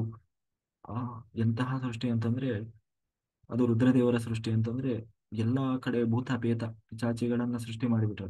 ಎಲ್ಲಾ ಕಡೆ ಭೂತ ಅಂದ್ರೆ ಭೂತಗಣ ಅಂತೀವಲ್ಲ, ಭೂತ ಅಂದ್ರೆ ನಾವು ಕೆಟ್ಟದ್ದು ಅಂತ ತಿಳ್ಕೊಳ್ಬಾರ್ದು. ಇವತ್ತು ಶಿವಗಣದಲ್ಲಿ ಭೂತಗಣ, ಪೇತಗಣ, ಪಿಚಾಚಗಣ ಅಂತ ಹೇಳಿ ಬರ್ತದೆ. ಅದು ರುದ್ರಗಣಕ್ಕೆ ಸಂಬಂಧಪಟ್ಟರು. ಅವರೆಲ್ಲ ಇರೋದು ಲೋಕ ಕಲ್ಯಾಣಕ್ಕಾಗಿ. ಅವರ ಸ್ವಭಾವ ತಾಮಸ ಗುಣ ಇರ್ಬೋದು, ಆದರೆ ಅವರು ಕೂಡ ಲೋಕ ಕಲ್ಯಾಣಕ್ಕಾಗಿದ್ದಾರೆ. ಉದಾಹರಣೆಗೆ ಈಗ ನಾವು ಹಳ್ಳಿ ಕಡೆ ಎಲ್ಲ ಊರ ನೀರು ಹೊರಭಾಗದಲ್ಲಿ ಈ ಥರದ್ದೆಲ್ಲ ನಾವು ನೋಡ್ತೀವಲ್ಲ, ಭೂತ ಅಥವಾ ಭೂತಾರಾಧನೆ, ಅಥವಾ ಏನಂತೀವಿ, ಬೇರೆ ಬೇರೆ ವಿಭಿನ್ನ ಹೆಸರುಗಳಿಂದ, ಏನೋ ಕೆಂಚಪ್ಪ, ಈರಪ್ಪ, ಏನೇನೋ ಹೆಸರು ಇರ್ತದಲ್ಲ, ಭೂತಗಳು ಅಂತ ಹೇಳಿ ಆರಾಧನೆ ಮಾಡ್ತಾರೆ. ಅಥವಾ ಗಡಿ ನಮ್ಮೂರು ಗಡಿ ಕಾಯೋ ದೇವರವರು ಅಂತ ಹೇಳಿ ಹೀಗೆಲ್ಲ ಆರಾಧನೆ ಮಾಡೋದು. ಅವರೆಲ್ಲ ಯಾರು ಅಂತಂದ್ರೆ, ಅವರೆಲ್ಲ ನಿಜವ. ಆಮೇಲೆ ಕುರಿ ಕೋಳಿ ಏನೇನೋ ಅವಕ್ಕೆ ಬಲಿ ಕೊಡೋದು, ಅಂದ್ರೆ ತಾಮಸ ರೀತಿಯ ದೇವತೆಗಳು, ಆದ್ರೆ ತಾಮಸ ರೂಪದಲ್ಲಿ ಅವರಿಗೆ ಆರಾಧನೆಯನ್ನು ಮಾಡ್ತಾರೆ. ಆದ್ರೆ ಅವರಿಂದ ಏನು ಮನುಷ್ಯರಿಗೆ ಎಲ್ಲ ಬದುಕುವಂತ ಪಶು ಪಕ್ಷಿ ಪ್ರಾಣಿಗಳಿಗೆ ಒಳ್ಳೇದೇ ಆಗ್ತಾ ಇತ್ತು. ಕಾರಣ ಏನಂದ್ರೆ, ಅವರು ತಾಮಸ ರೂಪದ ದೇವತೆಗಳಾಗಿದ್ದರೂ ಕೂಡ, ಅವರನ್ನು ತಾಮಸ ರೂಪದಲ್ಲಿ ನಾವು ಆಚರಣೆ ಮಾಡಿದರೂ ಕೂಡ, ಆದ್ರೆ ಅವರ ಉದ್ದೇಶ ಲೋಕ ಕಲ್ಯಾಣವೇ ಆಗಿರ್ತದೆ. ಅವರೆಲ್ಲ ರುದ್ರಗಣಕ್ಕೆ ಸೇರಿದವರು. ಅಂತಹ ಭೂತ ಅಂತ ಅಂತಹ ಭೂತ ಪೇತ ಪಿಶಾಚಿಗಳನ್ನ ಸೃಷ್ಟಿ ಮಾಡಿದ್ರು. ಎಲ್ಲಿ ನೋಡಿದ್ರು ಅವರೇ ತುಂಬಿಕೊಟ್ರು. ಬ್ರಹ್ಮದೇವರು ಹೇಳಿದ್ರೆ, ಸಾಕಪ್ಪ ನಂದು, ನೀನು ಆರಾಮ್ಸೆ ಧ್ಯಾನಾಸಕ್ತನಾಗಿ ಭಗವಂತನನ್ನ ಪಡಿ ಆ, ಅಂತ ಹೇಳಿ ನಿರಂತರ ತಪಸ್ಸಿಗೆ ನಿರತನಾಗು ಅಂತ ಹೇಳಿ ಬ್ರಹ್ಮದೇವರು ಆದೇಶ ಮಾಡಿದ್ರು. ಆಯ್ತು ಅಂತ ಹೇಳಿ ರುದ್ರದೇವರು ತಾವು ತಪಸ್ಸಿಗೆ ಕೂತರು. ಅಂದ್ರೆ ಅವತ್ತಿನಿಂದ ಇವತ್ತಿನವರೆಗೂ ನಿರಂತರವಾಗಿ ಭಗವಂತನ ಧ್ಯಾನದಲ್ಲಿ ನಿರತರಾಗಿರ್ತಾರೆ. ಲೋಕಗುರುವಾಗಿ, ಪಶುಪತಿಯಾಗಿ. ಪಶುಪತಿ ಅಂತಂದ್ರೆ ಸಮಸ್ತ ಜೀವರಾಶಿಗಳ ಪತಿ, ಆ ರುದ್ರದೇವರು. ಹಾಗೆ ಮನಸ್ಸಿನ ಅಭಿಮಾನಿ ದೇವತೆ, ಎರಡನೇದು. ಇಷ್ಟೆಲ್ಲ ಆಯ್ತು, ಇನ್ನೂ ಬೆಳೆದಿಲ್ಲ. ಆ, ಆದ್ರೆ ಭೂಮಿ ಮೇಲೆ ಆ ಏನು ಮನುಷ್ಯ ಅನ್ನೋದು, ಇನ್ನೂ ಪ್ರಜಾಭಿವೃದ್ಧಿ ಅನ್ನೋದು ದೊಡ್ಡ ಮಟ್ಟದಲ್ಲಿ ಬೆಳೆದಿಲ್ಲ. ಎಲ್ಲಾ ಕಡೆ ಭೂಮಿ ಆಗಿದೆ, ಸೃಷ್ಟಿ ಆಗಿದೆ, ಇಲ್ಲಿ ಮನುಷ್ಯರೇ ಕಾಣ್ತಾ ಇಲ್ಲ. ಅದಕ್ಕೆ ಬ್ರಹ್ಮದೇವರು ಕೆಲವೊಂದು ಅವರ ಒಂದು ಏನಂತೀವಿ, ದೇಹದ ಅಂಗಾಂಗಗಳಿಂದ ಒಂದೊಂದು ಒಬ್ಬೊಬ್ಬರ ಸೃಷ್ಟಿಯನ್ನು ಮಾಡಿದ್ರು. ಅವರನ್ನೇ ಬ್ರಹ್ಮ ಮಾನಸ ಪುತ್ರರು, ಅಂದ್ರೆ ಮನಸ್ಸಿನಿಂದ ಕೇವಲ ಅವ್ರು ಅನ್ಕೊಂಡ್ರೆ ಸಾಕು ಸೃಷ್ಟಿ ಆಗ್ತಾ ಇತ್ತು. ಆ, ಅವರನ್ನೇ ಬ್ರಹ್ಮ ಮಾನಸ ಪುತ್ರರು ಅಂತ ಕರೀತಾರೆ. ಅದರಲ್ಲಿ ಮೊದಲು ಬಂದವರೇ ನಾರದರು. ಆಯ್ತಾ, ಇವರು ಬ್ರಹ್ಮದೇವರ ಮಗ ನಾರದರು. ಕುಲತ್ಸ್ಯ, ಕೃತಃ, ವಸಿಷ್ಠ, ಅಂಗೀರ, ಭೃಗು, ದಕ್ಷ, ಕರ್ದಮ, ಹೀಗೆ ಕಶ್ಯಪರು, ಹೀಗೆ ಆ ಏನೋ ಋಷಿಮುನಿಗಳು ಹುಟ್ಟಿ ಬಂದು ಬ್ರಹ್ಮದೇವರ ಮನಸ್ಸಿನಿಂದ ಬ್ರಹ್ಮ ಮಾನಸ ಪುತ್ರರಾಗಿ ಹೌದು ಹುಟ್ಟಿ ಬಂದ್ರು. ಇವರಿಂದ ಮುಂದೆ ಪ್ರಜಾಭಿವೃದ್ಧಿ ಅನ್ನುವುದು ದೊಡ್ಡ ಮಟ್ಟದಲ್ಲಿ ಬೆಳೆದುಕೊಂಡು ಹೋಯಿತು. ಇವರ ಮಕ್ಕಳಿಂದ, ಇವರ ಮಕ್ಕಳು, ಮೊಮ್ಮಕ್ಕಳು, ಅವರ ಹೆಣ್ಣು ಮಕ್ಕಳು, ಹೀಗೆ ಒಬ್ಬರಿಂದ ಒಬ್ಬರಿಗೆ ಆ ಸೃಷ್ಟಿ ಕಾರ್ಯ ಅನ್ನೋದು ಬೆಳೆದುಕೊಂಡು ಹೋಯ್ತು. ಇವರನ್ನೇ ನಾವು ಏನಂತ ಕರಿತೀವಿ, ಆ ಗೋತ್ರ ಅಂತ ಕರಿತೀವಿ. ಅಂದ್ರೆ ಇವರೇ ಮೂಲ ನಮಗೆ. ಈ ಮೂಲದ ಮೂಲಕ ಏನು ಸೃಷ್ಟಿ ಕಾರ್ಯ ಅನ್ನೋದು ಬೆಳೀತಾ ಹೋಗ್ತದೆ. ಅದಕ್ಕೆ ನಾವೇನ್ ಹೇಳ್ತೀವಿ, ಆ ನಿಮ್ದು ಯಾವುದು ಗೋತ್ರ ಅಂತಂದ್ರೆ ಸಾಮಾನ್ಯವಾಗಿ ಇದನ್ನ ಹೇಳ್ತಾರೆ, ಏನು ಕಶ್ಯಪ ಗೋತ್ರ, ಕರ್ದಮ ಗೋತ್ರ, ಭೃಗು ಅಥವಾ ಕುಲತ್ಸ್ಯ, ಅಂಗಿರ, ಈ ತರ ಋಷಿಮುನಿಗಳ ಹೆಸರನ್ನು ಹೇಳ್ತಾರೆ. ಕಾರಣ ಏನು ಅಂತಂದ್ರೆ ಇವರೆಲ್ಲ ಬ್ರಹ್ಮ ಮಾನಸ ಪುತ್ರರು. ಈ ಜಗತ್ತಿನ ಆ, ಸೃಷ್ಟಿ ಸೃಷ್ಟಿ ಕಾರ್ಯಕ್ಕಾಗಿ ಬ್ರಹ್ಮದೇವರು ಅವರನ್ನು ಸೃಷ್ಟಿ ಮಾಡಿದ್ರು, ಅಂದ್ರೆ ಪ್ರಜಾಭಿವೃದ್ಧಿ ಮಾಡಿ, ಜನಸಂಖ್ಯೆಯನ್ನು ಹೆಚ್ಚು ಮಾಡಿ ಅಂತ ಹೇಳಿ. ಆದ್ರೆ ಅವರು ಅವರ ಮೂಲಕ ಏನು ವಂಶಾವಳಿ ಅಂತೀವಲ್ಲ, ಅವರ ಮಕ್ಕಳು, ಅವ್ರ ಮಕ್ಕಳಿಂದ ಇನ್ನು ಮಕ್ಕಳು, ಅವರ ಮಕ್ಕಳಿಂದ ಇನ್ನೊಂದಿಷ್ಟು ಮಕ್ಕಳು, ಹೀಗೆ ಅದು ಬೆಳೀತಾ ಬೆಳೀತಾ ಬೆಳೀತಾ ಬರ್ತದೆ. ಅದನ್ನೇ ಅದರ ಮೂಲ ಯಾರು ಅಂತಂದ್ರೆ ಈ ಋಷಿ ಮುನಿಗಳು. ಅವರನ್ನೇ ನಾವು ಗೋತ್ರ ಅಂತ ಕರೀಬೇಕು. ಆಯ್ತಾ. ಆ ಗೋತ್ರ ಯಾವುದು ಗೊತ್ತಿಲ್ಲ ಅನ್ನೋರು ವಿಷ್ಣು ಗೋತ್ರ ಅಂತಾರೆ. ಅಂದ್ರೆ ಇವರಿಗೆಲ್ಲ ಯಾರೋ ಬ್ರಹ್ಮದೇವ್, ಅವರಿಗೆಲ್ಲ ಯಾರೋ ಭಗವಂತ ನಾರಾಯಣ ಅಲ್ವಾ. ಹಿಂಗಾಗಿ ಆ ಭಗವಂತನಿಂದ ಬಂದವರು ಅನ್ನೋದಕ್ಕೆ ವಿಷ್ಣು ಗೋತ್ರ ಹೇಳಿ. ನಮ್ಗೆ ಯಾವುದು ಗೋತ್ರ ಗೊತ್ತಿಲ್ಲ ಅನ್ನೋರು ಯಾವ್ದು ಹೇಳ್ತಾರೆ, ವಿಷ್ಣು ಗೋತ್ರ. ಗೊತ್ತಿದೆ ಅಂತಂದ್ರೆ ಈ ತರ ದೇವತೆಗಳನ್ನ ಹೇಳ್ತಾ ಹೋಗ್ತಾರೆ. ಅಂದ್ರೆ ಈ ಋಷಿ ಮುನಿಗಳ ಹೆಸರನ್ನ ಹೇಳ್ತಾರೆ, ಅದನ್ನೇ ನಾವು ಗೋತ್ರ ಅಂತ ಕರಿತೀವಿ. ಹಾಗೆ ಎರಡನೇದಾಗಿ ಇವರಿಂದ ಮುಂದೆ ಬೆಳೀತಾ ಹೋಯಿತು. ಆದ್ರೆ ಇಲ್ಲಿವರೆಗೂ ಬರೀ ಬ್ರಹ್ಮ ಮಾನಸ ಪುತ್ರರನ್ನ ಹುಟ್ಟಿಸಿದ್ರು, ಅಂದ್ರೆ ಮನಸ್ಸಿನಿಂದ. ಆದ್ರೆ ಆ ಬರೀ ಯಾವಾಗ್ಲೂ ಬರೀ ಇವ್ರನ್ನ ಇಲ್ಲಿ ನಾನು ಹುಟ್ಟಿಸ್ತಾ ಇರೋದು, ಅವರಿಂದ ಹೇಗೆ ಸೃಷ್ಟಿ ಕಾರ್ಯ ಅನ್ನೋದು ಮುಂದುವರಿಬೇಕಲ್ಲ. ಅದಕ್ಕೆ ಬ್ರಹ್ಮದೇವರು ಯೋಚನೆ ಮಾಡಿದ್ರು, ಇವರೇ ಅದನ್ನು ಸೃಷ್ಟಿ ಮಾಡ್ಕೊಳ್ತಾ ಹೋಗಿ. ಹೇಗಪ್ಪ ಅಂತಂದ್ರೆ ಒಂದು ರೂಪವನ್ನ, ಗಂಡು ರೂಪವನ್ನ ತೊಟ್ಟಂತೆ ಯಾರೋ ಬ್ರಹ್ಮದೇವರು ಆ ರೂಪವನ್ನ ಬಿಟ್ರು. ಇನ್ನೊಂದು ಹೆಣ್ಣು ರೂಪವನ್ನು ತಗೊಂಡ್ರು, ಆ ರೂಪವನ್ನು ಬಿಟ್ರು. ಅದಕ್ಕೆ ಚೈತನ್ಯವನ್ನು ಕೊಟ್ಟರು. ಅಂದ್ರೆ ಒಂದು ಗಂಡು ಒಂದು ಹೆಣ್ಣನ್ನ ಸೃಷ್ಟಿ ಮಾಡಿದರು. ಇಲ್ಲಿವರೆಗೂ ಬರೀ ಗಂಡನ ಸೃಷ್ಟಿ ಮಾಡಿದ್ರು. ಈಗ ಒಂದು ಗಂಡು ಒಂದು ಹೆಣ್ಣು ಅದನ್ನ ಸೃಷ್ಟಿ ಮಾಡಿದ್ರು. ಆ ಮೊದಲ ಗಂಡು, ಅವನ ಹೆಸರೇ ಸ್ವಯಂಭುವ ಮನು. ಮನು ಅಂತಂದ್ರೆ ಆದಿಮಾನವ. ಈ ಭೂಮಿಯ ಮೇಲೆ ಬಂದ ಮೊದಲ ಆದಿಮಾನವ ಯಾರು, ಆ ಆದಿಮಾನವನ ಹೆಸರು ಯಾವುದು ಅಂತಂದ್ರೆ ಮನು. ಅವನ ಯಾರು, ಸ್ವಯಂಭುವ ಮನು. ಇನ್ನು ಆ ಹೆಣ್ಣುಮಗಳು, ಜಗತ್ತಿನ ಮೊದಲ ತಾಯಿ, ಈ ಭೂಮಿಗೆ ಬಂದ ಮೊದಲ ಹೆಣ್ಣು ಯಾರು ಅಂತಂದ್ರೆ ಶತರೂಪ. ಶತರೂಪ ಮತ್ತೆ ಸ್ವಯಂಭುವ ಮನು ಇವರು ಮೂಲ. ಆಯ್ತಾ. ಆ ಇವು ಏನು ಆದಿಮಾನವರು ಅಂತ ನಮ್ಮ ಭಾಷೆ ಇವಾಗಿನ ಇದರಲ್ಲಿ ಹೇಳೋದಾದ್ರೆ ಆದಿಮಾನವರು ಮೊದಲ ಈ ಭೂಮಿಗೆ ಬಂದು ಮತ್ತೆ ಮೈಥುನದಿಂದ ಇವರ ಮೂಲಕ ಸೃಷ್ಟಿ ಅನ್ನೋದು ಆರಂಭ ಆಯಿತು. ಅಂದ್ರೆ ಗಂಡು ಹೆಣ್ಣಿನ ಸಂಪರ್ಕದಿಂದ ಹೊಟ್ಟೆಯಲ್ಲಿ ನಾವು ಹೇಗೆ ಗರ್ಭ ಧರಿಸಿ ಮಕ್ಕಳು ಬರ್ತದಲ್ಲ, ಅದು ಶುರುವಾಗಿದ್ದೇ ಇವರಿಬ್ಬರಿಂದ. ಯಾರು, ಸ್ವಯಂಭುವ ಮನು ಮತ್ತೆ ಶತರೂಪ. ಇವರು ಈ ಭೂಮಿಯ ಮೇಲಿನ ಮೊದಲ ತಂದೆ ತಾಯಿ. ಹ ಇವರು ಈ ಸ್ವಯಂಭುವ ಮನು ಮತ್ತೆ ಶತರೂಪ, ಇವರಿಂದ 5 ಜನ ಮಕ್ಕಳಾದ್ರು. 3 ಜನ ಹೆಣ್ಣು ಮಕ್ಕಳು, 2 ಜನ ಗಂಡು ಮಕ್ಕಳು. ಅವರಿಂದ ಮುಂದೆ ಈ ಸೃಷ್ಟಿ ಕಾರ್ಯ ಅನ್ನೋದು ಬೆಳೆದು ಬಂತು. ಈ 3 ಜನ ಹೆಣ್ಣು ಮಕ್ಕಳೇನೋ ಬರ್ತಾರೆ, ಅವರನ್ನ ಮೇಲೆ ಈ ಬ್ರಹ್ಮ ಮಾನಸ ಪುತ್ರ ಇದ್ದಾರೆ, ಕರ್ದಮ, ದಕ್ಷ, ಭೃಗು, ಅವರಿಗೆಲ್ಲ ಮದುವೆ ಮಾಡಿ ಕೊಡ್ತಾರೆ. ಅವರಿಂದ ಮಕ್ಕಳು ಬರ್ತಾರೆ. ಅವರಲ್ಲಿ ಭಗವಂತ ಅವತಾರಗಳನ್ನು ಮಾಡಿ ಬರ್ತಾನೆ. ಇನ್ನೂ ದೊಡ್ಡ ಮಟ್ಟದಲ್ಲಿ ಅದು ಸೃಷ್ಟಿ ಕಾರ್ಯ ಅನ್ನೋದು ಬೆಳೀತಾ ಹೋಗ್ತದೆ. ಹಾಗೆ ಈ ಯಾರು ಆ, ಮಕ್ಕಳಿಂದ ಹೇಗೆ ಏನು ಹೀಗೆ ಸೃಷ್ಟಿ ಕಾರ್ಯ ಇವರ ಮೂಲಕ ಹೇಗೆ ಬೆಳೀತಾ ಬಂತು ಅಂತ ಇನ್ನು ಮುಂದೆ ಅವರ ಕಥೆ ಬರುತ್ತದೆ. ಆಯ್ತಾ. ಅದರಲ್ಲಿ ಆ ಮೊದಲನೇದು ಯಾರು, ಕರ್ದಮ ಪ್ರಜಾಪತಿ. ಮತ್ತೆ ಅದೇ ಅವರೆಲ್ಲ ಯಾರು, ಯಾರ್ಯಾರು ಅಂತಂದ್ರೆ ಆ 5 ಜನ ಯಾರಪ್ಪ ಅಂತಂದ್ರೆ 2 ಜನ ಗಂಡು ಮಕ್ಕಳು, 3 ಜನ ಹೆಣ್ಣು ಮಕ್ಕಳು, ಆಪೂತಿ, ಪ್ರಸೂತಿ, ದೇವಭೂತಿ ಅಂತ 3 ಜನ ಹೆಣ್ಣು ಮಕ್ಕಳು. ಇನ್ನು ಪ್ರಿಯವ್ರತ ಮತ್ತೆ ಉತ್ಥಾನಪಾದ ಅನ್ನುವ ಗಂಡು ಮಕ್ಕಳು. ಹೀಗೆ ಒಟ್ಟು 5 ಜನ ಮಕ್ಕಳು ಬರ್ತಾರೆ. ಅವರಿಂದ ಈ ಆಪೂತಿ, ಪ್ರಸೂತಿ, ದೇವಭೂತಿ ಇವರಿಂದ ಹೇಗೆ ಬರ್ತದೆ. ಮತ್ತೆ ಈ ದೇವಭೂತಿಯನ್ನ ಕರ್ದಮ ಪ್ರಜಾಪತಿಗೆ ಕೊಟ್ಟು ವಿವಾಹ ಮಾಡ್ತಾರೆ. ಆ ಕರ್ದಮ ಪ್ರಜಾಪತಿ ಮತ್ತೆ ದೇವಭೂತಿ ಅವರ ಒಂದು ಕತೆ ಮುಂದೆ ಬರ್ತದೆ. ಇದಕ್ಕಿಂತ ಮುಂಚೆ ಏನಾಗ್ತದೆ ಅಂತಂದ್ರೆ ಭೂಮಿ ತನ್ನ ಕಕ್ಷೆಯಿಂದ ಜಾರ್ತಾ ಇರ್ತದೆ. ಅಂದ್ರೆ ಕಕ್ಷೆಯಲ್ಲಿ ನಿಲ್ತಾ ಇಲ್ಲ. ಕಕ್ಷೆಯಲ್ಲಿ ಅಂದ್ರೆ ಇಷ್ಟೆಲ್ಲ ಅಂದ್ರೆ ಇವತ್ತನ ಏನು ಅದರ ಕಕ್ಷೆಯಲ್ಲಿ ಅದು ನಿಂತಿದೆ ಅಲ್ವ, ಯಾವ ಕಡೆನೂ ಸರಿದಾಡದು. ಅಂದ್ರೆ ನೋಡಿ, ಭೂಮಿ ಇವತ್ತು ತಿರುಗ್ತಾ ಇದೆಯಲ್ಲ, ಸ್ಪೇಸ್ ಅಲ್ಲಿ ಭೂಮಿ ಇದೆ. ಆದ್ರೆ ಅದು ಯಾವುದೋ ಒಂದು ಕಡೆ ಆ ಏನೋ ಹೋಗ್ತಾ ಇಲ್ಲ. ಅಂದ್ರೆ ಅದನ್ನ ಏನೋ ಒಂದು ಕಟ್ಟಿ ನಿಲ್ಲಿಸಿದವರಿಲ್ಲ, ಅದನ್ನ ಯಾರೋ ಇದು ಮಾಡಿದವರಿಲ್ಲ, ಫಿಕ್ಸ್ ಮಾಡಿ ಕೂರಿಸಿದವರಿಲ್ಲ. ಆದ್ರೆ ಅದು ತೇಲ್ತಾ ಇದೆ ಸ್ಪೇಸ್ ಅಲ್ಲಿ ತನ್ನದೇ ಆದ ಒಂದು ಗುರುತ್ವಾಕರ್ಷಣೆ ಆ ಒಂದು ಶಕ್ತಿಯಿಂದ. ಹಾಗೆ ಮೊದಲು ಸೃಷ್ಟಿಯ ಆರಂಭದಲ್ಲಿ ಅದು ಸರಿಯಾಗಿ ನಿಲ್ತಾ ಇರಲಿಲ್ಲ, ಜಾರಿ ಜಾರಿ ಜಾರಿ ಹೋಗ್ತಾ ಇತ್ತು. ಆಗ ಭಗವಂತ ತನ್ನ ವರಾಹನಾಗಿ ಬಂದು ಅದನ್ನು ಪುನಃ ತನ್ನ ಕಕ್ಷೆಗೆ, ಜಾರಿ ಹೋದಂತಹ ಭೂಮಿಯನ್ನ ಪುನಃ ತನ್ನ ಕಕ್ಷೆಗೆ ತಂದು ನಿಲ್ಲಿಸಿದ ಅಂತ ಹೇಳ್ತಾ, ಆ ವರಾಹ ರೂಪಿ ಭಗವಂತ ತಾನು ಮೊದಲ ಬಾರಿಗೆ ಅವತಾರ ಮಾಡಿ ಭೂಮಿಯನ್ನು ರಕ್ಷಣೆ ಮಾಡಲಿಕ್ಕಾಗಿ ಬಂದ ವರಾಹ ಅವತಾರದ ಕಥೆಯನ್ನು ಹೇಳ್ತಾ, ನಂತರ ಈ ದೇವಭೂತಿ ಕರ್ದಮ ಪ್ರಜಾಪತಿ ಅವರ ಒಂದು ಸೃಷ್ಟಿ ಕಾರ್ಯವನ್ನು ಹೇಳ್ತಾರೆ. ಅವರಲ್ಲಿ ಭಗವಂತ ತಾನು ಆ, ಅವತಾರ ಮಾಡಿ ಬರ್ತಾನೆ ಕಪಿಲ ವಾಸುದೇವನಾಗಿ. ಅವನ ಉಪದೇಶ ಅದೆಲ್ಲ ಮುಂದೆ ಬರ್ತದೆ. ಮತ್ತೆ ಇಲ್ಲಿ ಅದನ್ನ ನಾವು ಮುಂದಿನ ತರಗತಿಯಲ್ಲಿ ನೋಡೋಣ ಅಂತ ಹೇಳ್ತಾ, ಕಾಯೇನ ವಾಚ ಮನಸ್ಸೇಂದ್ರಿಯೇರ್ವಾ ಬುದ್ಧಾತ್ಮನ ಪ್ರಕೃತಿ ಸ್ವಭಾವ ಕರೋಮಿ ಯದ್ಯತ್ ಸಕಲಂ ಪರಸ್ಮೈ ನಾರಾಯಣಾಯತಿ ಸಮರ್ಪಯಾಮಿ.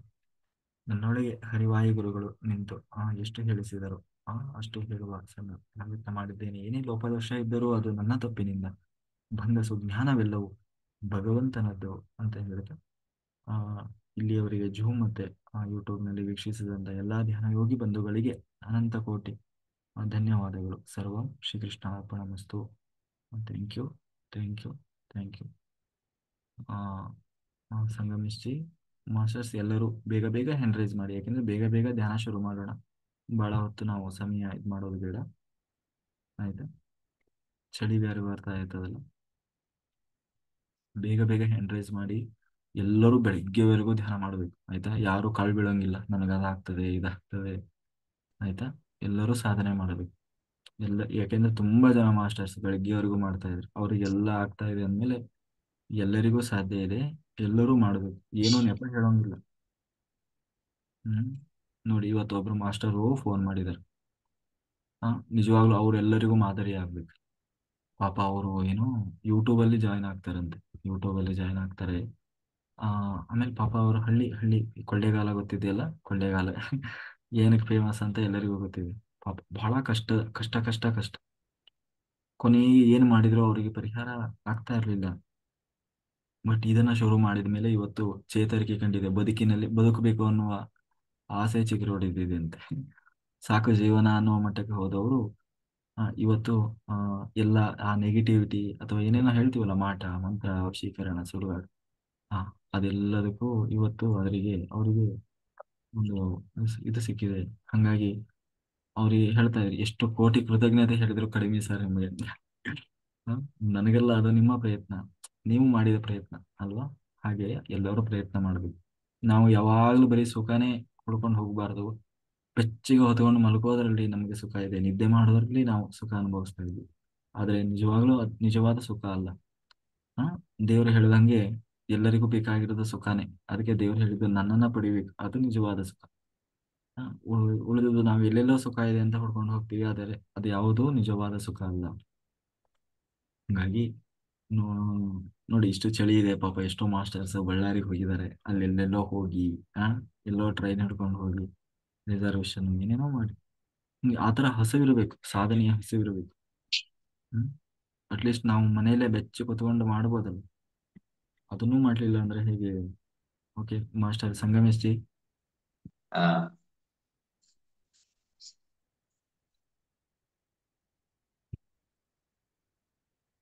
ಎಲ್ಲಾ ಧ್ಯಾನ ಬಂಧುಗಳಿಗೂ ನನ್ನ ನಮಸ್ಕಾರಗಳು.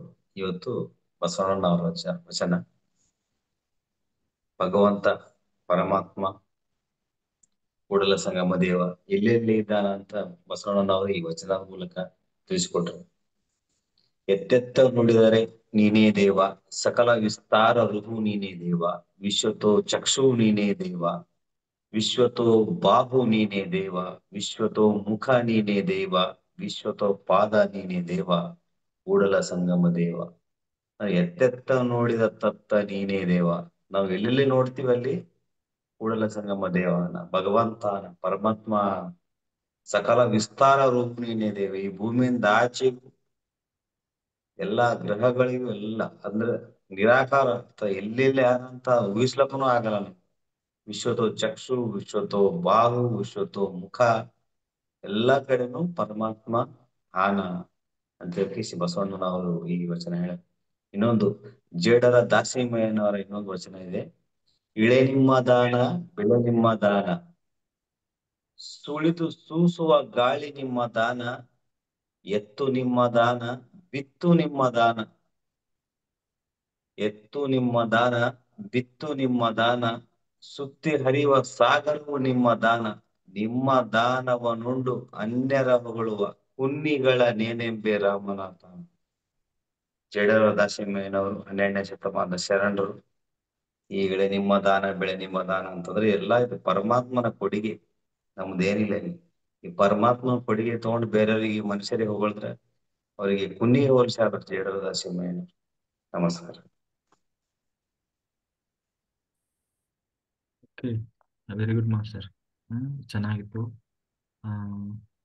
ಸವಿತಾ ಮಾಸ್ಟರ್, ಕಗ್ಗ ಅನ್ಮ್ಯೂಟ್ ಆಗಿದೆ. ಅನ್ಮ್ಯೂಟ್ ಆಗಿದೆ ಸರ್. ಆಗಿದೆ ಆಗಿದೆ, ಮಾತಾಡಿ.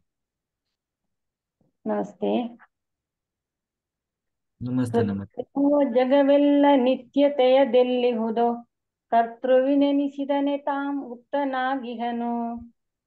ಛತ್ರವಿ ಜಗವಿದರಳಾರು ಗುಣವೆಂತಹುದೋ, ಯಾತ್ರಿಕನೇ ಜಾಗರಿರೋ ಮಂಕುತಿಮ್ಮ. ಈ ಜಗತ್ತೆಲ್ಲವೂ ಕಪಟ ಮತ್ತು ಮೋಸಗಳಿಂದ ತುಂಬಿ ಹೋಗಿದೆ. ಸತ್ಯವೆನ್ನುವುದನ್ನು ಎಲ್ಲಿಯೂ ಇಲ್ಲವೇ ಇಲ್ಲ. ಪುರಂದರದಾಸರು ಹೇಳಿದಂತೆ ಸತ್ಯವಂತರಿಗಿದು ಕಾಲವಲ್ಲ. ಈ ಪ್ರಪಂಚವನ್ನು ಸೃಷ್ಟಿ ಮಾಡಿದ ಪರಮಾತ್ಮನೇ ಕಣ್ಣಿಗೆ ಕಾಣಿಸಿಕೊಳ್ಳದೆ ಅವಿತಿಟ್ಟುಕೊಂಡಿದ್ದಾನೆ. ಈ ಜಗತ್ತು ಒಂದು ವಿಚಿತ್ರ. ಇದರಲ್ಲಿ ಯಾರ್ಯಾರ ಸ್ವಭಾವಗಳು ಹೇಗಿವೆಯೋ ನೀನೇನು ಬಲ್ಲೆ. ನಿನ್ನ ಜಾಗರೂಕತೆಯಲ್ಲಿ ನೀನಿರು. ಎಲ್ಲವನ್ನೂ ನಂಬಿದೆಯೋ ನೀನು ಮೋಸ ಹೋಗುವುದು ಖಂಡಿತ. ತಿರುಗಿ ಹೇಳುವುದು, ತಿರಿದನ್ನ ಉಣ್ಣುವುದು, ಮೆರೆದು ಮೈ ಮರೆಯುವುದು, ಹಲ್ಲ ಕಿರಿಯುವುದು, ಮರಳಿ ಹೊರಗಾಡುವುದು, ಕೆರಳುವುದು, ನರಳುವುದು, ಎರವಿದೆ ನೊಣರಗಳೇ ಮಂಕುತಿಮ್ಮ. ಎಲ್ಲೆಲ್ಲಿಯೂ ಓಡಾಡಿ ಸುಸ್ತಾಗುವುದು, ಭಿಕ್ಷೆ ಬೇಡಿ ಅನ್ನವನ್ನು ತಿನ್ನುವುದು, ಇಷ್ಟೆಲ್ಲ ಮಾಡಿದರೂ ವೈಭವದ ಪ್ರದರ್ಶನ ಮಾಡಿ ಮೈ ಮರೆಯುವುದು, ಇನ್ನೊಬ್ಬರ ಹತ್ತಿರ ಹೋಗಿ ಹಲ್ಲು ಕಿರಿಯುವುದು, ಪುನಃ ವ್ಯಥೆ ಪಡುವುದು, ಕೋಪಿಸಿಕೊಳ್ಳುವುದು, ಇನ್ನೊಬ್ಬರ ಮೇಲೆ ರೇಗಾಟ, ಮೇಲಿನದೆಲ್ಲವನ್ನೂ ಮಾಡಿದರೂ ನಾವು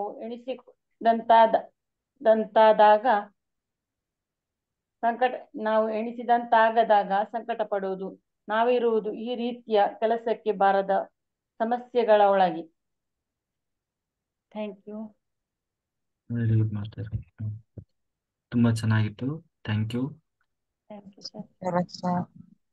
ದಿಲೀಪ್ ಮಾಸ್ಟರ್ ಚೆನ್ನಾಗಿ ಹೇಳಿದ್ರು ಮೇಡಮ್, ತುಂಬಾ ಚೆನ್ನಾಗಿ ಹೇಳಿದ್ರು. ಸರ್ ಕೂಡ ಚೆನ್ನಾಗಿತ್ತು ಸರ್. ನನ್ಗೆ ಗುಡಕ್ಕೆ ಅಂತಾರ ಬುಡಕ್ಕೆ ಆಗ್ತಾ ಇಲ್ಲ ಅಂತಾರಲ್ಲ, ಹಾಗೆ ನನ್ಗೆ ನಾನ್ ಮಾಡ್ಕತೀನಿ ಕೇಳ್ಕತೀನಿ. ಊಟ ಉಸ್ಕೊ ಬಂದ್ವಿ, ಈಗ ಎಲ್ಲ ಚೌಟ್ರಿ ಮಾಡಿದಾರ ಅಂತ ಅಲ್ಲಿ ಹೋಗಿ ಮಲ್ಕೊಳ್ಳೋದು ಅಂತ ಬೆಳಿಗ್ಗೆ ಎದ್ದು ಧ್ಯಾನ ಕೊಡೋದು. ಹಾಗೆ ಸರ್ ನನ್ಗೆ ಸುಮಾರು ಜನ ಕೇಳ್ತಾ ಇರ್ತಾರೆ. ನಾನು ವೆಜಿಟೇರಿಯನ್ ಕಾರ್ಡ್ ಮಾಡಿಸಿದ್ದೇನೆ, ಕೊಟ್ಟಿದ್ದೀನಿ. ಎಲ್ಲರೂ ಜಾಯಿನ್ ಮಾಡಿ ಅಂತ ಇದ್ದಾರೆ ಸುಮಾರು ಜನ. ಮಾಡ್ತೀನಿ ಸರ್, ಕಾರ್ಡ್ ಕೊಟ್ಟಿದ್ದೀನಿ, ಫೋನ್ ಮಾಡಿ ಕಳಿಸ್ತೀನಿ ಲಿಂಕು ಸರ್ಗೆ ಕಳಿಸ್ಕೊಡ್ತೀನಿ, ಜಾಯಿನ್ ಮಾಡ್ತಾರೆ ಗ್ರೂಪ್ಗೆ ಅಂತ ಹೇಳ್ತಾ ಇದ್ದೀನಿ ಸರ್. ತುಂಬಾ ಚೆನ್ನಾಗಿತ್ತು ಸರ್. ಇಲ್ಲೆಲ್ಲ ಒಂದ್ ತುಂಬಾ ಚೆನ್ನಾಗಿತ್ತು, ಅದಕ್ಕೆ ಕಳಿಸ್ಬಿಟ್ಟೆ ನಿಮ್ಗೆ.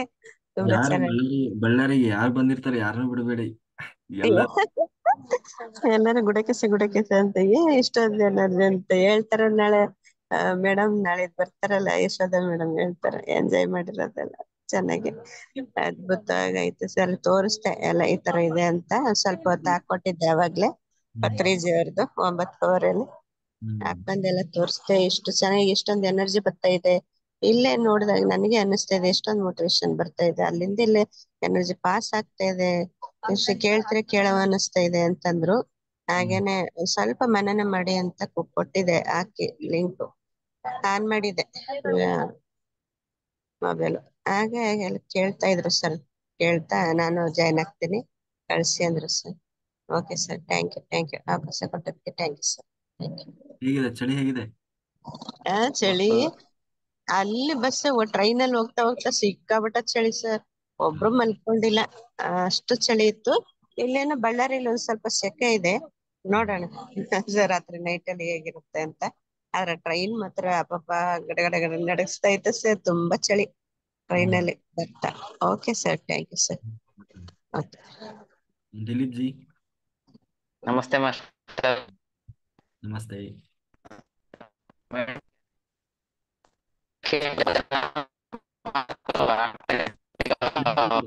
ಕೇಳಿಸ್ತಾ ಇಲ್ಲ, ಇದನ್ನ ತೆಗಿರಿ, ಇಲ್ಲ ಅಂದ್ರೆ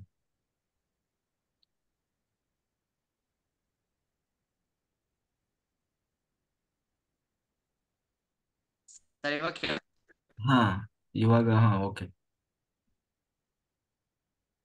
ಹಲೋ. ಹಾ ಸರ್, ಇವಾಗ ಇವಾಗ ಮಾತಾಡಿ.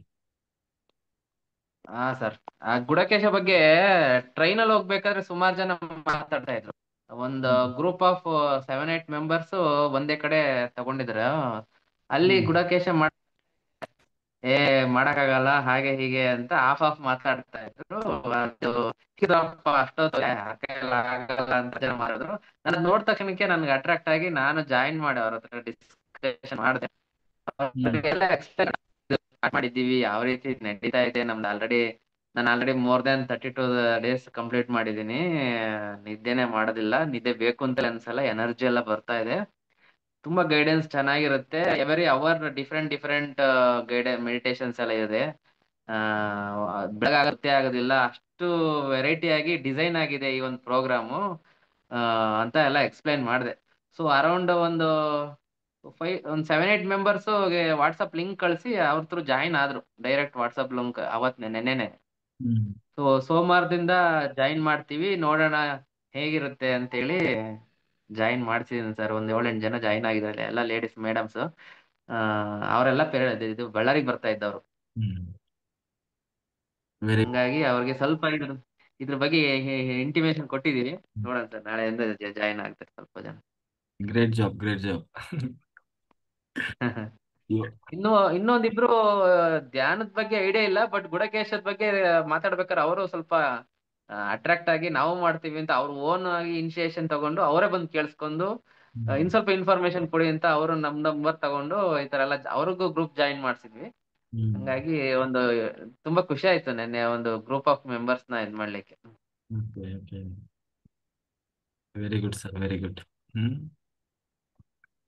Thank you sir. ನಿನ್ನೆ ಒಂದು ವಚನ ಹೇಳೋಣ ಅಂತ ಹೇಳ್ಬಿಟ್ಟು ಎತ್ತಿಟ್ಕೊಂಡೆ, ಅರ್ಧ ಬರ್ಧದಲ್ಲಿ ಜಸ್ಟ್ ನಾನು ಮಾತಾಡಕ್ ಸ್ಟಾರ್ಟ್ ಮಾಡಿದ ತಕ್ಷಣ ಕಟ್ ಆಗೋಯ್ತು. ಸೊ ಅದನ್ನ ಇವಾಗ ಕಂಪ್ಲೀಟ್ ಮಾಡ್ತೇನೆ ಮತ್ತೆ. ಸರ್. ಅಡ್ಡ ತ್ರಿಪುಂಡ್ರದ ಮಣಿಮುಕುಟದ ವೇಷದ ಶರಣರ ಕಂಡಡೆ ನಂಬುವುದೆನ್ನ ಮನವು ನಚ್ಚುವುದೆನ್ನ ಮನವು ಸಂದೇಹವಿಲ್ಲದೆ ಇವಿಲ್ಲದವರ ಕಂಡಡೆ ನಂಬೆ ಕೂಡಲ ಸಂಗಮ ದೇವ ಅಂತ ಹೇಳ್ತಾರೆ. ವಿಭೂತಿ ರುದ್ರಾಕ್ಷಿಗಳನ್ನು ಧರಿಸಿದ ಶರಣರನ್ನು ಸಜ್ಜನ ಸದ್ಭವಿಗಳೆಂದು ಕಂಡರೆ ನನ್ನ ಮನಸ್ಸು ಯಾವುದೇ ಸಂದೇಹವಿಲ್ಲದೆ ಅವರಲ್ಲಿ ವಿಶ್ವಾಸ ಹೊಂದುತ್ತದೆ. ಅಂತಹ ಶರಣರನ್ನು ನಂಬಿ ನಡೆಯುವುದರಿಂದ ನನ್ನ ಆಧ್ಯಾತ್ಮ ಸಾಧನೆ ಮುಂದುವರಿಯಲು ಸಹಾಯಕವಾಗುತ್ತದೆ. ಶರಣರಲ್ಲದವರನ್ನು ನಾನು ನಂಬುವುದಿಲ್ಲ ಎಂಬ ಬಸವಣ್ಣನವರ ಈ ಆಂತರಿಕ ಭಾವ ಅಭಿವ್ಯಕ್ತವಾಗಿದೆ. ಅಂದ್ರೆ ಅದೇ ಶಿವಶರಣರು ಶಿವಶರಣರಾಗಿರ್ಬೇಕು, ಅವ್ರ ಸಹವಾಸ ಅಂತ ಅಲ್ವಾ ಗುರುಗಳೇ? ಸರ್, ಅವ್ರು ನೋಡಿದ್ರೆ ಅವರು ಇರ್ತಕ್ಕಂಥ ಭೂಷಣಗಳಿಂದ ಅವ್ರನ್ನ ನಾವು ಡೌಟ್ ಪಡೋದಿಲ್ಲ, ಅವ್ರನ್ನ ಶರಣರು ಅಂತ ಹೇಳ್ಬಿಟ್ಟು ಕಾಣ್ತೀವಿ. ಆದ್ರೆ ಈ ಒಂದು ಆ ಒಂದು ಇದ್ರಲ್ಲಿ ದಾರಿನಲ್ಲಿ ಇದ್ದು ಸಮ್ವಾಟ್ ಆಕ್ಟ್ ಮಾಡ್ತಿರ್ತಾರಲ್ಲ ಅಂತವ್ರನ್ನ ನಾವು ನಂಬೋದಿಲ್ಲ ಅಂತ ಹೇಳ್ಬಿಟ್ಟು ಬಸವಣ್ಣವರು ಒಂದು ಚುಟುಕಾಗಿ ಹೇಳಿದ್ದಾರೆ ಇದನ್ನ. ಇನ್ನೊಂದು ಇದು ಸರ್, ಇನ್ನೊಂದು ದೃಷ್ಟಾಂತ ಹೇಳ್ತೀನಿ ಕೇಳ್ರಿ. ಒಂದು ಊರಿನಾಗ ಇದು ಪ್ರವಚನ ಪ್ರವಚನ ಅಂತಂದ್ರೆ ಈಗ ಸಾಯಂಕಾಲ ಕೀರ್ತನ ಪ್ರವಚನ ಮಾಡ್ತಿರ್ತಾರಲ್ಲ, ಹಂಗ ಒಬ್ಬ ಸ್ವಾಮೀಜಿ ಬಂದು ಪ್ರವಚನ ಮಾಡ್ತಿರ್ತಾನ. ಪ್ರವಚನ ಮಾಡ್ತಿರ್ಬೇಕಾರ ಒಂದು ವಿಭೂತಿ ಬಗ್ಗೆ ಅವರು ಎಕ್ಸ್ಪ್ರೆಷನ್ ಮಾಡ್ತಿರ್ತಾರ. ಅಂದ್ರೆ ವಿಭೂತಿ ಬಗ್ಗೆ, ವಿಭೂತಿ ಮಹಿಮೆ ಅಂದ್ರೆ ಏನು, ವಿಭೂತಿ ಅಂದ್ರೆ ಏನು, ಯಾಕೆ ಹಚ್ಕೋಬೇಕು ಅಂತ ಹೇಳ್ತಿರ್ತಾರ. ಅವರು ಯಾರೋ ಹಿಂಗೆ ಒಬ್ರು ಬಂದ್ಗೇಸಿ ನಾ ಹಚ್ಕೊಲ್ರಿ ವಿಭೂತಿ, ನಾ ಯಾಕೆ ಹಚ್ಕೊಲ್ರಿ ಸರ್, ನಾ ಹಚ್ಕೊಲ್ರಿ ಅಂತ ಗುರುಗಳೇ ನಾ ಯಾಕೆ ಹಚ್ಚಲ್ರಿ ವಿಭೂತಿನ ಹಚ್ಚಲ್ಲ. ಹಚ್ಚಲಿಕ್ಕಿರಲ್ಲಪ್ಪ, ನೀ ಹಚ್ಚಿದವ್ರ ಮುಖಾನ ನೋಡು ಸಾಕು. ಹಚ್ಚಿದ್ರು ನೀ ಯಾರು ಹಚ್ಕೊಂಡಿರ್ತಲ್ಲ ಅವ್ರಿಗೆ ಎಷ್ಟು ಪುಣ್ಯ ಸಿಗ್ತದಲ್ಲ, ಹಚ್ಕೊಂಡ್ರ ಮುಖ ನೋಡ್ರು ನಿನ್ಗೆ ಅಷ್ಟೇ ಪುಣ್ಯ ಸಿಗ್ತದ ಅಂತ ಹೇಳ್ತಾರ. ಹೌದ್ರಿ ಅಂತ ಹೇಳಿ ಶವ ಏನ್ ಮಾಡ್ತಾನ, ಅವ್ರ ಮನೆ ಎದುರಿದ್ದ ಅವ್ನ ದಿನ ಯುಕ್ತಿ ಹಚ್ತಿರ್ತಾನ. ನಾಯಕ್ ಹಚ್ಚಲಿ ಅವ್ನ ಮುಖ ನೋಡ್ರ ಆಯ್ತು, ಮತ್ತಾಕ ಎದ್ದು ಮರಿ ತಕೊಂಡು ಯುಕ್ತಿ ಯಾಕೆ ಹಚ್ಕೋದು, ಅವೆಲ್ಲ ಹಚ್ಕೊಂಡಿಲ್ಲ ಬರಕ್ ಬರ್ತಾನ. ಅವ್ನ ಮುಖ ನೋಡ್ರ ಆಯ್ತು, ಅವ್ನಿಗೆ ಎಷ್ಟು ಪುಣ್ಯ ಸಿಕ್ತದ ನನಗೆ ಅಷ್ಟೇ ಪುಣ್ಯ ಸಿಗ್ತದ ಅಂತ ಹೇಳಿ ದಿನ ಅದೇ ಮಾಡ್ತಿರ್ತಾನ. ಅವ್ನ್ ಬರೋದು, ಹೊರಗ್ ಬರೋದು, ಅವ್ನ ಮುಖ ನೋಡ್ತಿರ್ತಾನ ಡೈಲಿ. ಒಂದಿನ ಏನಾಗಿರ್ತದ, ಅವ್ರು ಬೇಗ ವ್ಯವಸಾಯ ಕೆಲ್ಸಕ್ಕೆ ಹೋಗ್ಬಿಟ್ಟಿರ್ತಾರ, ಅವ್ನ್ ಸಿಗಲ್ಲ. ಅದೇ ಇವತ್ ಮಿಸ್ ಆಯ್ತಲ್ಲ ಅಂತ ಹೇಳ್ಕಿಸಿ ಹೊಲಕ್ ಹೋಗಿ ಅಲ್ಲಿ ಎಲ್ಲಿ ಇರ್ತೋ ಅಲ್ಲಿ ಹೊಲ ಹೋಗಿ ಅಲ್ಲಿಗೆ ಹೋಗಿ ನೋಡಿ ಬರೋ ಮುಖ ಅಂತ ಹೇಳ್ಕಿಸಿ ಅಲ್ಲಿಗೆ ಹೋಗ್ತಾನ್ರಿ ಒಳ್ಳಾಗ. ಹೊಲ ಹೋಗಿ ನೋಡಿ ಅವ್ರು ಕುಂಟೆ ಹೊಡಿತಿರ್ತಾರ. ಕುಂಟೆ ಹೊಡ ಟೈಮಿಗೆ ಒಂದು ಬಂಗಾರದ ಇದು ಸಿಕ್ಕಿರ್ತದ ಗಡಿಗೆ. ಗಡಿಗೆ ಸಿಕ್ಕಿರ್ತದ, ಏನ ಅಂತ ತೆಗಿದ್ ನೋಡ್ಕೇಸಿ ಅವ್ರು ಬಂಗಾರ ನೋಡ್ಕೇಸಿ ಫುಲ್ ಖುಷಿ ಆಗಿರ್ತಾರ. ಅವಾಗೆ ಎಂಟ್ರಿ ಹೊಡಿತಾರ. ಏನು ಯುಪಿ ಹಚ್ಕೋದ. ಅವ್ನ ಇನ್ನ ಅಲ್ಲಿ ಬಹಳ ದೂರ ಇರ್ತಾನ, ಎಷ್ಟೋ ಒಂದ್ ಅರ್ಧ ಕಿಲೋಮೀಟರ್ ದೂರ ಇರ್ತಾನ. ಅಲ್ಲಿಂದ ನೋಡ್ಕೇಸಿ ನೋಡ್ದೆ ಅಂತಾನ. ನೋಡಿದ್ರಪ್ಲೇನೆ ಅವಾಗ ಬಂಗಾರ ಗಡಿಗೆ ಬಿಟ್ಕೇಸಿ ಹೊಡಿ ಬರ್ತಾನ. ಹೊಡಿದ್ಕೇಸಿ ಯಾರಿಗ ಹೇಳ್ಬೇಡ, ಅರ್ಧ ನೀನ್ ತಗೋ ಅರ್ಧ ನಾ ತಗೋತೀನಿ ಅಂತ. ಅವಾಗ ಅಂತಾನಂತ ಏನ ಅಂತಂದ್ರ, ಇಲ್ಲ ಇಲ್ಲ ಯಾರಿಗ ಹೇಳ್ಬೇಡ, ನೀನ್ ನೋಡಿದಾರ ಯಾರಿಗ ಹೇಳ್ಬೇಡ, ಇಲ್ಲಿ ಬಾ ಅಂತ ಕರ್ಸಿ ಅವನಿಗೆ ಇದ್ದು ಬಂಗಾರ ಇಲ್ಲ ಅವನಿಗೆ ಅರ್ಧ ಇವನಿಗೆ ಅರ್ಧ ತೋತಾರ. ಹಂಗ ವಿಭೂತಿ ಹಚ್ಕೊಂಡ್ರಲ್ಲ ನೋಡಿದ್ರುನು ಅಷ್ಟು ಪುಣ್ಯ ಸಿಗ್ತದ ಅಂತ. ಅವ ಹಚ್ಕೊಂಡಿಲ್ಲ, ಹಚ್ಕೊಂಡಿರೋ ಮುಖ ನೋಡ್ರಿ ಅಷ್ಟೇ ಪುಣ್ಯ ಸಿಗ್ತದ ಅಂದಂಗ.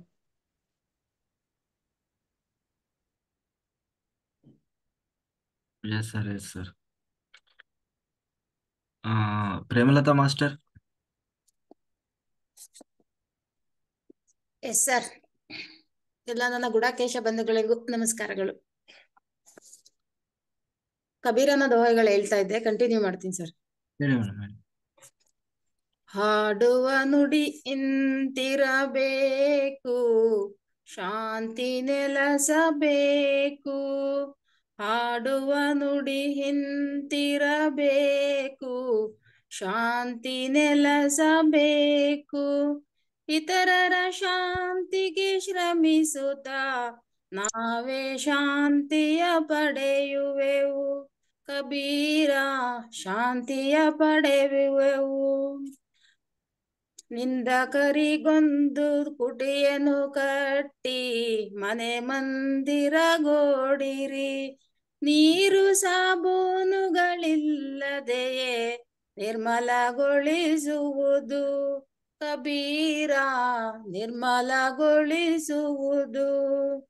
ದೊಡ್ಡವನಾದರೆ ಏನು ಬಂತು, ಖರ್ಜೂರದ ಮರದಂತೆ.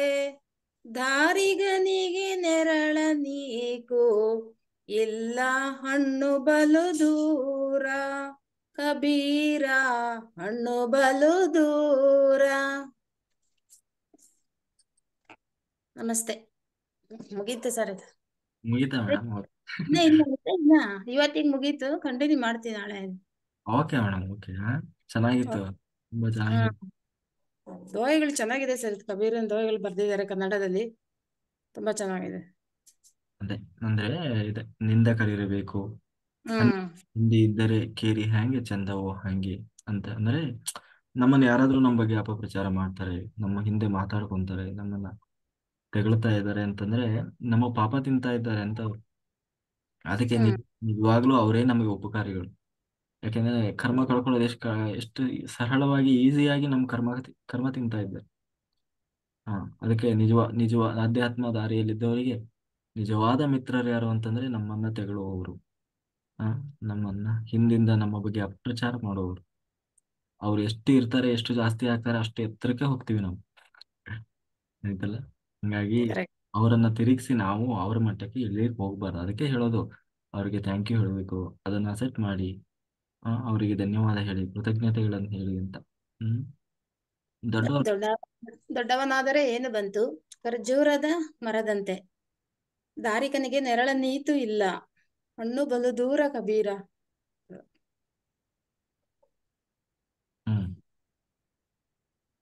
ಓಕೆ. ಕೈಗೆ ಹಣ್ಣು ಸಿಗಂಗಿಲ್ಲ, ಇಲ್ಲ ಜನರಿಗೆ ನೆರಳು ಇಲ್ಲ. ಖರ್ಜೂರದ ಮರದಲ್ಲಿ ಬೆಳೆದ್ರೆ ಏನ್ ಪ್ರತಿಫಲ, ಪ್ರಯೋಜನ ಏನು ಅದ್ರದ್ದು ಅನ್ನೋ ತರ. ದಯೆ ಇಲ್ಲದೆ ಧರ್ಮ, ಲೋಪವಿಲ್ಲದಿರುವುದೇ ಪಾಪ. ಕ್ರೋಧರ ಬಳಿಯೇ ಮೃತ್ಯು ವಿಹನು, ಕ್ಷಮೆ ಇಲ್ಲದಿರುವಡೆ ನೀನು. ತರ ದಯೆ ಇಲ್ಲದವಡೆ ಧರ್ಮ. ತುಂಬಾ ಇದೆ ದೋಹೆಗಳು, ತುಂಬಾ ಬರ್ಕೊಂಡು ಹೋಗಿದ್ದಾರೆ. ಓಕೆ ಮೇಡಮ್, ನೀವು ಡೈಲಿ ಇಷ್ಟಿಷ್ಟೇ ಕೊಟ್ಟು ಬಿಡಿ ನಮ್ಗೆ, ಆಯ್ತಾ? Okay madam, okay. Thank you. ಹಾ, ನೆಕ್ಸ್ಟ್ ಶೋಭಾ ಮಾಸ್ಟರ್ ಮಾತಾಡಿ. ನಮಸ್ತೆ ಸರ್. ನಮಸ್ತೆ. ತುಂಬಾ ಚೆನ್ನಾಗಿ ಮೂಡಿ ಬರ್ತಾ ಇದೆ sir. Very good madam, very ನನಗೂ good. Padma madam sir join ಮಾಡಿದ್ದು ಇದರಲ್ಲಿ ಪಿರಮಿಡ್ ವ್ಯಾಲಿಯಲ್ಲಿ 2 ದಿನ ಹೇಳ್ಕೊಟ್ರು ಅವರೇ. ಹಾ ಹಾ ಅವರೇ ಹೇಳ್ಕೊಟ್ಟು ಹಂಗೆ ಕಂಟಿನ್ಯೂ ಮಾಡಿದೆ. ಮೊದ್ಲು ಸವಿತಾ ಮೇಡಮ್ ಅವರು ಹೇಳಿದ್ರು, ಆದ್ರೂ ನಾನು ಟ್ರೈ ಮಾಡ್ತಿದ್ದೆ, ಆಗ್ತಿದ್ದಿಲ್ಲ. ಇವಾಗ ನೀವ್ ಹೇಳಿದ್ಮೇಲೆ ಗೈಡೆನ್ಸ್ ಮೇಲೆ ಹಂಗೆ ಟ್ರೈ ಮಾಡ್ತಾ ಇದ್ದೀನಿ ಸರ್. ಇವಾಗ ವೆರಿ ಗುಡ್. ಆಗ್ತಾ ಇದೆ. 2:30 3 ಗಂಟೆ ತನಕ ಕುತ್ಕೊಂತೀನಿ, ಆಮೇಲೆ ಸ್ವಲ್ಪ ಕುತ್ಕೊಳಕ್ ಆಗಲ್ಲ. ಸ್ವಲ್ಪ ಮಲ್ಕೊಂಡು ಮತ್ತೆ 5 ಗಂಟೆಗೆ 4 ಗಂಟೆಗೆ ನಮ್ದು ಜೈವ ಮೆಡಿಟೇಷನ್ ಸ್ಟಾರ್ಟ್ ಆಗುತ್ತೆ. ಅದ್ ಮಾಡ್ತಾ ಇದೀವಿ. ಚೆನ್ನಾಗಿ ನಾವು ಮಾಡ್ತಾ ಇದೀನಿ ಸರ್. ಈಗ ಸ್ವಲ್ಪ ಚೆನ್ನಾಗಿ ನಡೀತಾ ಇದೆ. ತುಂಬಾ ಧನ್ಯವಾದಗಳು ತಮಗೆ. ಪದ್ಮ ಮೇಡಮ್ಗೂ ತುಂಬಾ ಧನ್ಯವಾದಗಳು ಸರ್. ನಾನು ಜಾಯಿನ್ ಮಾಡ್ಬೇಕು, ಹೆಂಗ್ ಮಾಡ್ಬೇಕು ಗೊತ್ತಾಗ್ತಿಲ್ಲ ಸರ್. ಬೇರೆಯವ್ರಿಗೆ ಹೆಂಗೆ ಮಾಡಿಸ್ಬೇಕು. ಡೈರೆಕ್ಟ್ ಜಾಯಿನ್ ಮಾಡ್ಬೋದು ನೀವು, ಇಲ್ಲ ಅಂದ್ರೆ ನನ್ನ ನಂಬರಿಗೆ ಸೆಂಡ್ ನೀವು ಅವ್ರ ಮಾಡಿ. ನಂಬರ್ ಕೊಟ್ರೆ ಜಾಯಿನ್ ಮಾಡ್ತೀರಾ? ನಂಬರ್ ನನಗೆ ಕಳಿಸಿ, ನಾನು ಅವ್ರನ್ನ ಆ್ಯಡ್ ಮಾಡ್ತೀನಿ. ಬೇರೆಯವ್ರಿಗೆ ಜಾಯಿನ್ ಕೇಳೋರಿಗೆಲ್ಲ ಸ್ವಲ್ಪ ಕೊಡ್ತೀನಿ, ಮತ್ತೆ ಅವ್ರಿಗೂ ಜಾಯಿನ್ ಮಾಡಿಸ್ತೀನಿ ಸ್ವಲ್ಪ ಹೇಳ್ತೀನಿ ಮನ್ಸು. ಇವತ್ತು ನೋಡಿ, ನಾನು ಒಂದು ಸ್ಕೂಲಿಗೆ ಹೋಗಿದ್ದೆ. ಸುಮಾರು ಒಂದು 500 ಇರ್ಲಿಲ್ಲ, 400 ಚಿಲ್ಲರೆ ಮಕ್ಕಳು ಕೂರಿಸಿ ಒಳ್ಳೆ ಧ್ಯಾನ. ಇದು ಸ್ವಲ್ಪ ಹೆಂಗ್ ಮಾಡೋದಂತ ಹೇಳ್ಕೊಟ್ರೆ ನಾನು ಮಾಡಿಸ್ತೀನಿ. ಅದೇ ನೀವು ಕಳಿಸಿ, ನಮಗೆ ನಂಬರ್ ಕಳಿಸಿ. Okay okay sir. ಓಕೆ. ನಿಮ್ ನಂಬರ್ ಇದ್ರಲ್ಲಿ ಹಾಕಿರಿ ಸರ್. ಅವ್ರಿಗೆ ಕೊಟ್ಬಿಟ್ಟು ಇದ್ ಮಾಡಕ್ ಹೇಳ್ತೀನಿ. ಓಕೆ, ನನ್ನ ನಂಬರ್ ಗೊತ್ತಿಲ್ಲ ನಿಮ್ಗೆ? ನನಗ್ ಗೊತ್ತಿಲ್ಲ ಸರ್. ಹಂಗೆ ಅವ್ರು ಪದ್ಮ ಮೇಡಮ್ ಅವ್ರು ಇದನ್ನ ಕಳ್ಸಿದಾರೆ, ಲಿಂಕ್ ಕಳ್ಸಿದಾರೆ, ಹಂಗೆ ಜಾಯಿನ್ ಆಗ್ತೀವಿ. ನಿಮಗೆ ಆಯ್ತು ನಂಬರು ಇದ್ರಲ್ಲಿ ಇದೆ ನೋಡ್ರಿ, ಅಡ್ಮಿನ್ ಅಲ್ಲಿ ಇದೆ, ಗ್ರೂಪ್ ಅಲ್ಲಿ. ಓಕೆ ಸರ್, ತಾಂತೀನಿ ತಗೊಳ್ರಿ. ಪದ್ಮ ಮೇಡಮ್ ಅವ್ರ ಹತ್ರನಾರು ಇಸ್ಕೊಂತೀನಿ, ನಿಮ್ಮ ಹತ್ರನಾರು ಇಸ್ಕೊಂಡು ಜಾಯಿನ್ ಮಾಡಿಸ್ತೀನಿ. 1-2-3 ಸದ್ಯ ಆಲ್ರೆಡಿ ರೆಡಿ ಇದ್ದಾರೆ ಜಾಯಿನ್ ಆಗಕ್ಕೆ. ಸೇರ್ಸ್ಬಿಡಿ, 3 ಜನಕ್ಕೆ ಕೊಡ್ತೀನಿ. ಸೇರ್ಸ್ಬಿಡಿ ಬೇಗ ಬೇಗ, ಚಳಿಗಾಲ ಅಲ್ಲ. ಚಳಿಗಾಲ ಇರ್ಲಿ, ಚಳಿ ಇದ್ರೆ ಚಳಿ ಒಳಗ್ ಮಾಡಿದ್ರೆ ಅದು ಗೊತ್ತಾಗದ ಎಫೆಕ್ಟ್ ಏನು ಅಂತ. ಅಷ್ಟೇ. ಓಕೆ, ನಮಸ್ತೆ. ನಮಸ್ತೆ ಸರ್. ಹಾ, ಏನಿದೆ ರಿಲ್ಯಾಮ್ 6. ನಮಸ್ಕಾರ ಸರ್, ನಾನು ಶಿವಯೋಗಿ ಅಂತ ಹೇಳಿ. ಹಾ ಸರ್, ಓಕೆ ಸರ್, ಹೇಳಿ ಸರ್. ಅಜ್ಞಾನಿ ಎಲ್ಲವೇ ನೀನು ಜೀವನೇ, ಸುಜ್ಞಾನಿ ಎಂದು ನುಡಿಯುವರೆ. ಚೈತನ್ಯ ರೂಪನಾಗಿರ್ದು ಜಡಪಂಚ, ಭೂತ ದೇಹವಿದು ನೀನೆಂಬೆ. ಭೂತ ನಿರ್ಮಲ ನಿಜ ತತ್ವಮಯನಾಗಿ ಸೂತಕಾದಿ ವಿಡಿದಿರ್ಪೆ. ಮೂರ್ವ ಅವಸ್ಥೆಗಳು ಒಂದರೊಳಗೊಂದಿಲ್ಲ, ಮೂರ್ವ ಅವಸ್ಥೆಯ ನರಿಯುತ್ತ ಬೇರೆ ಸಾಕ್ಷಿಕನಾಗಿರ್ದು ನೀ ಸಂಸ್ಕೃತಿ ದೂರಿಗೀಡಾಗಿ ಬಳಲುವೆ. ಚಿತ್ತೊಂದೇ ಎಂದು ಗುರು ಶಂಭು ಲಿಂಗವೆದುತ್ತ ಶ್ರುತಿ ಸಾರುತ್ತಿರೆ, ಮತ್ತೆ ನೀನೋರ್ವನಲ್ಲದೆ ಬರೀ ಮೋಹಿದಿರ್ಪೆ ನಾಮ ರೂಪವನು ಅಂತಂದ್ರೆ, ಇದು ನಮ್ಮ ನಿಜಗುಣ ಶಿವಯೋಗಿಗಳವರ ಒಂದು ಕೈವಲ್ಯ ಕಲ್ಪವಲ್ಲರಿ ಅಂತೇಳಿ ಇದ್ರೊಳಗಡೆ ಉಲ್ಲೇಖ ಆಗಿದೆ ಸರ್. ಇದು ಅಂದ್ರೆ ಈ ಶಬ್ದಾರ್ಥ ಚೈತನ್ಯ ಅಂದ್ರೆ ಆತ್ಮ, ಭೂತ ಅಂದ್ರೆ ಪವಿತ್ರವಾದ ಅಂತೇಳಿ. ಈ ಮೂರು ಅವಸ್ಥೆಗಳು ಒಂದರೊಳಗೆ ಒಂದಿಲ್ಲ ಅಂತಂದ್ರೆ, ಈ ಮೂರು ಅವಸ್ಥೆಗಳು ಮಾನವನ 3 ಸ್ಥಿತಿಗಳು: ಬಾಲ್ಯ ಮತ್ತು ತಾರುಣ್ಯ, ವೃದ್ಧಾಪ್ಯ. ಇವು 3 ಅವಸ್ಥೆಗಳು. ಎಲ್ಲೋ ಜೀವಾತ್ಮನೇ, ನೀನು ನಿಜಕ್ಕೂ ಅಜ್ಞಾನಿಯೂ ಸುಜ್ಞಾನಿಯೂ ಎಂದು ನಿನಗೆ ನೀನೇ ಹೇಳಿಕೊಂಡ್ರೆ ಆಯ್ತೆ. ನೀನು ಪರಿಶುದ್ಧ ಚೇತನ ಸ್ವರೂಪಿಯಾಗಿದ್ದು, ಕೆಲ ದಿನ ಆಶ್ರಯವಿತ್ತಿರುವ ಪಂಚಮಹಾಭೂತಗಳಿಂದಾದ ಜಡದೇಹವನ್ನು ನಾನೆನ್ನುತ್ತಿರುವೆ. ಪರಮ ಪುನೀತ ನಿರ್ಮಲ ನಿಜತತ್ವಮಯಾಗಿ ಸೂತಕಾದಿ ಮೈಲಿಗೆ ಅಂಟಿಸಿ ಹಾರಾಡುತ್ತಿರುವೆ. ಅಂದಾಗ ಆತ್ಮನೇ ನೀನು ಅಜ್ಞಾನಿಯಲ್ಲವೇ? ಜಾಗೃತ ಸ್ವಪ್ನ ಸುಸುಪ್ತಿಗಳೆಂಬ 3 ಅವಸ್ಥೆಗಳು ಒಂದರೊಳಗೆ ಇನ್ನೊಂದು ಸೇರಿಲ್ಲ. ಈ 3 ಅವಸ್ಥೆಗಳು ಅರಿತು ಅವಕ್ಕೆ ನೀನು ಬೇರೆಯೇ ಉಳಿದ ಸಂಸಾರ ವ್ಯಾಮೋಹಕ್ಕೀಡಾಗಿ ವೃದ್ಧಿಯ ಬಳಲುತ್ತಿರುವಲ್ಲವೇ? ಶ್ರೀಗುರು ಶಂಭುಲಿಂಗ ಪರಮಾತ್ಮನೆಂಬುದೇ ನೀನು, ನೀನೇ ಅವನು ಎಂದು ವೇದಾಗಮಗಳು ಸಾರಿ ಸಾರಿ ಹೇಳಿವೆ. ಆದರೂ ನೀನು ನೀನೇ ಎಂದು ಪರಿಭಾವಿಸದೆ ಬೇರೆ ಬೇರೆ ದೇವರುಗಳ ಹೆಸರನ್ನು ಹೇಳಿ ಭಕ್ತಿ ತಾಳಿ ವ್ರತ ಮೋಹಿಸಿ ದಣಿಯುತ್ತಿರುವ ಆತ್ಮನೇ ನೀನು ಅವಿವೇಕಿಯಲ್ಲವೇ ಅಂತೇಳಿ ಒಂದು ಇದರ ಅರ್ಥ. ಆಮೇಲೆ ಇನ್ನೊಂದು ಬಹಳ ಖುಷಿ ಆಯ್ತು, ನೀವು ಹೇಳಿರಲ್ಲ, ಈಗ ಕೆಲವೊಬ್ಬ ಸಾಧಕರಿಗಾಗಿರ್ಬೋದು, ಆಮೇಲೆ ಏನೋ ಒಬ್ಬ ವ್ಯಕ್ತಿ ಎತ್ತರಕ್ಕೆ ಬೆಳಿತಾನಪ್ಪ ಅಂದ್ರೆ ಅವನಿಗೆ ಬಹಳಷ್ಟು ನಿಂದಕರು ಇರ್ತಾರೆ. ನಿಂದಕರು ನಮ್ಮ ಮುಂದೆ ಚೆನ್ನಾಗಿ ಮಾತಾಡ್ಬಿಟ್ಟು ಆಮೇಲೆ ಮುಂದೆ ಕಳಿಸಿ ನಮ್ಮ ಹಿಂದಿಂದ ಹೋದ್ರದು. ಅದಕ್ಕೆ ಒಳ್ಳೆ ಒಂದು ಅದ್ಭುತವಾದ ಒಂದು ನುಡಿಮುತ್ತುಗಳನ್ನು ಹೇಳಿದ್ದಾರೆ. ನಿಂದಕರಿರಬೇಕು ಊರಿನೊಳಗಡೆ ಹೊಲಸು ತಿನ್ನುವ ಹಂದಿಗಳಂತೆ ಅಂತ ಹೇಳಿದ್ದಾರೆ. ಯಾಕಪ್ಪ ಅಂತಂದ್ರೆ ಊರಿನಾಗ ಹಂದಿ ಇದ್ರೆ ಊರ್ ಸ್ವಚ್ಛ ಆಗತ್ತ. ಹಂಗ ನಮ್ಮ ಜೊತೆಗೆ ನಿಂದಕರಿದ್ದಾಗ ನಮ್ಮ ಕರ್ಮಗಳನ್ನೆಲ್ಲ ಅವರು ತಗೊಂತಿರ್ತಾರಂತ. ಅವ್ರಲ್ಲಿರ್ತಕ್ಕಂಥ ಏನೋ ಸ್ವಲ್ಪ ಅಲ್ಪ ಸ್ವಲ್ಪ ಪುಣ್ಯ ನಮಗ್ ಬರ್ತಿರ್ತಂತ, ನಮಗ್ ಗೊತ್ತಿಲ್ಲಾರ್ದಂಗೆ ಅದು. ಧನ್ಯವಾದಗಳು sir. Thank you sir, thank you, very good.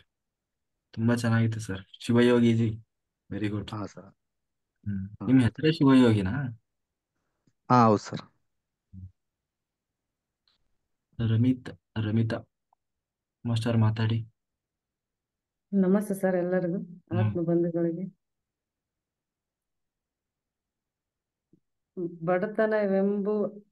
ಬಡತನಕ್ಕೆ ಉಂಬುವ ಚಿಂತೆ ಉಣಲಾರದೆ, ಉಡುವ ಚಿಂತೆ ಉಡಲಾರದೆ, ಹಿಡುವ ಚಿಂತೆ ಇಡಲಾರದೆ, ಹೆಂಡರ ಚಿಂತೆ,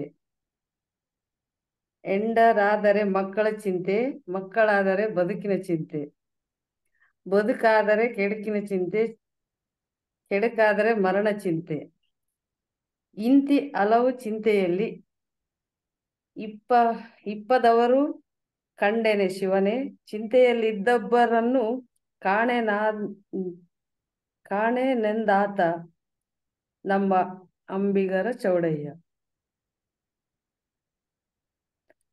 ಮೊದಲನೇ ವಚನ. ಮಾಯೆಯ ಸೂಕ್ಷ್ಮತೆ ವ್ಯಾಪಕತೆಗಳ ಚಿತ್ರವಿದೆ. ಸಂಸಾರ ಮಾತ್ರ ಮಾಯೆಯಲ್ಲ, ಸನ್ಯಾಸವೂ ಮಾಯೆಯಾಗಬಹುದೆಂಬ ಇಲ್ಲಿನ ಭಾವನೆ ಮಾಮೂಲದ್ದಲ್ಲ. ಆಸೆಯೂ ಗೆಲ್ಲದು, ಎಲ್ಲದೂ ಎಲ್ಲ ಸ್ಥಿತಿಯಲ್ಲೂ ಮಾಯೆಯೇ ಈ ವಚನದಲ್ಲಿ. ಆದಿ ಪ್ರವಾಸ ನಿಯತವಾಗಿರುವುದರಿಂದ ಲಕ್ಷ್ಮಿಸಬಹುದು ಕಡೆಯಲ್ಲಿ ಕಂಡುಬರುವ ಲಜ್ಜೆಯನ್ನು ಅಥವಾ ವಿಸ್ಮಯವ ಭಂಗಿ ಚೌಡಯ್ಯ. ಇದ್ರದೊಂದು ಅರ್ಥಪೂರ್ಣ ಇದಾಗಿದೆ ಸರ್. Correct madam, correct. ಬಹಳ ಚೆನ್ನಾಗಿ ಹೇಳಿದಿರಿ. ಇಲ್ಲ ಸನ್ಯಾಸ ಸ್ವೀಕಾರ ಮಾಡಿ 3 ಹೊತ್ತು ಹೆಂಡತಿ ಮಕ್ಕಳು ಅಂತೇಳಿ ಯೋಚನೆ ಮಾಡ್ತಾ ಕುಂತ್ರೆ ಇನ್ನು ನಾವು ಸನ್ಯಾಸ ಏನಕ್ಕೆ ತಗೋಬೇಕು ಅಲ್ವಾ? ಅಂದ್ರೆ ಮೋಹ ವ್ಯಾಮೋಹ ಅನ್ನುವುದು ಎಲ್ಲಿ ಬೇಕಾದ್ರೂ ಇರಬಹುದು ಅಂತ. ಕರೆಕ್ಟ್ ಮೇಡಮ್, ಬಹಳ ಚೆನ್ನಾಗಿತ್ತು. ಕರೆಕ್ಟ್ ಕರೆಕ್ಟಾ ಮೇಡಮ್?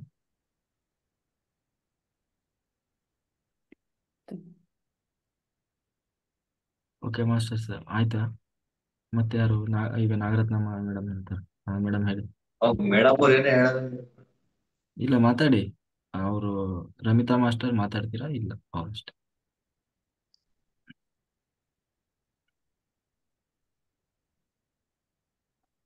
ನಾಗರತ್ನ ಮಾಸ್ಟರ್ ಹೇಳಿ ಬೇಗ. ಅಕ್ಕ ಮಹಾದೇವಿ ಅವರದ್ದು ಬರ್ಲಿ ಒಂದು.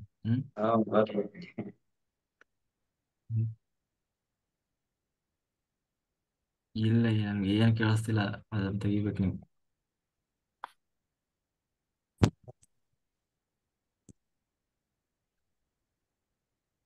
ನಮಸ್ತೆ ಮಾಸ್ಟರ್ಸ್, ಎಲ್ಲರಿಗೂ ಆತ್ಮ ವಂದನೆಗಳು ಮಾಸ್ಟರ್ಸ್. ಮಾಸ್ಟರ್ಸ್ ಅಕ್ಕ ಮಹಾದೇವರದ್ದು ಹೇಳ್ತೀನಿ ಮಾಸ್ಟರ್ ವಚನ. ನಾನು ಹೆಂಗ್ ಹೇಳಿದೆ? ಎಲ್ಲವನ್ನ ಹರಿತು ಫಲವೇನು ನಿನ್ನನ್ನು ನೀನು ಅರಿಯದೆ. ಎಲ್ಲ ನಿನ್ನೆಲ್ಲೇ ಇರುವಾಗ ಬೇರೆಯವರನ್ನು ಕೇಳೋದುಂಟೆ ಮಲ್ಲಿಕಾರ್ಜುನ.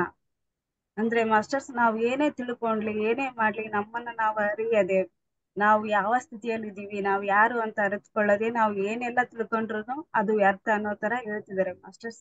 ನಮ್ಗೆ ಆತ್ಮ ಜ್ಞಾನ ಹೊಂದಿದಾಗ ಹಂತವಾಗಿ ನಮ್ಗೆಲ್ಲಾ ಜ್ಞಾನ ದೊರೀತಾ ಹೋಗುತ್ತೆ.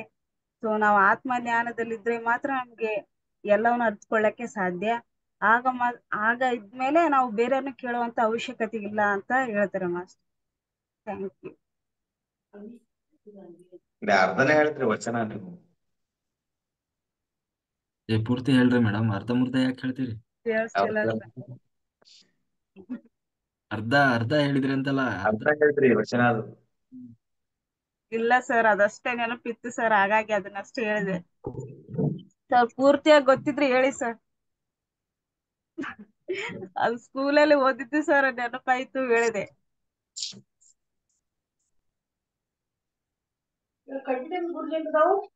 ಹೇಳಿ ಸರ್ ಸಂಗಮೇಶ್ ಸರ್.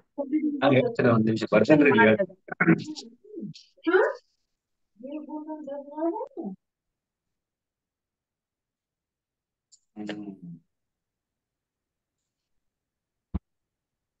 ಮಾಸ್ಟರ್ಸ್ ಎಲ್ಲರೂ ರೆಡಿ ಇಟ್ಕೊಳ್ಳಿ.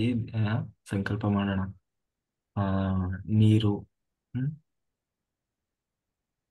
ಓಕೆ, ತಾಮ್ರದ ಚೊಂಬು ಅಥವಾ ಏನಂತೀರಿ ಅದಕ್ಕೆ, ಕಳಶ, ಕಳಶ ರೂಪದಲ್ಲಿ ಸುಮ್ಮನೆ ಒಂದು ದೊಡ್ಡ ಕೊಡಪಾನ ಇಟ್ಕೊಂಡ್ಬಿಟ್ರಿ, ತಾಮ್ರದ ಕಂಚಿಂದು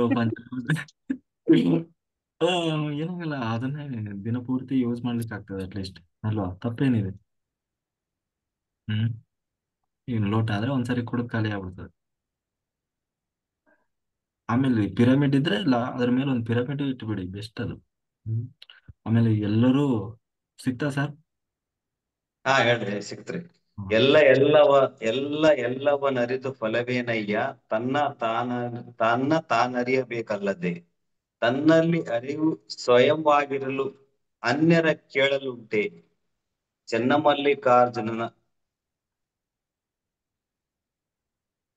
ಚೆನ್ನಮಲ್ಲಿಕಾರ್ಜುನ ನೀನು ನೀವಾಗಿ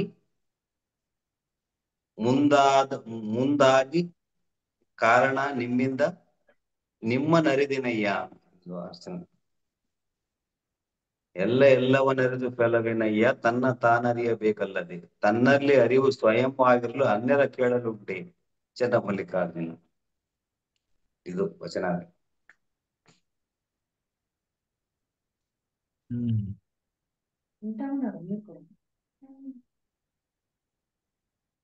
ಮುಗೀತಾ ಸರ್? ಮುಗೀತ್ರಿ. Okay sir, okay. Very good. Okay masters, ಎಲ್ಲರೂ ರೆಡಿ ಮಾಡ್ಕೊಳ್ರಿ. ಆಮೇಲೆ ಆದಷ್ಟು ಎಲ್ಲರೂ ಇದನ್ನ ಮಾಡಿ, ಯಾವುದು, ಕಾಪರ್ ಪಿರಮಿಡ್, ಆಯ್ತಾ? ಕಾಪರ್ ಪಿರಮಿಡ್ ಎಲ್ಲರೂ ತಗೊಳ್ಬೇಕು. ಅಂದ್ರೆ ತಾಮ್ರದ್ದು ಪಿರಮಿಡ್ ಬರ್ತದೆ, ನಾವು ತಲೆ ಮೇಲೆ ಹಾಕೊಂತೀವಲ್ಲ ಕ್ಯಾಪ್, ಅದೇ ಸೈಜ್ ಇರುತ್ತೆ.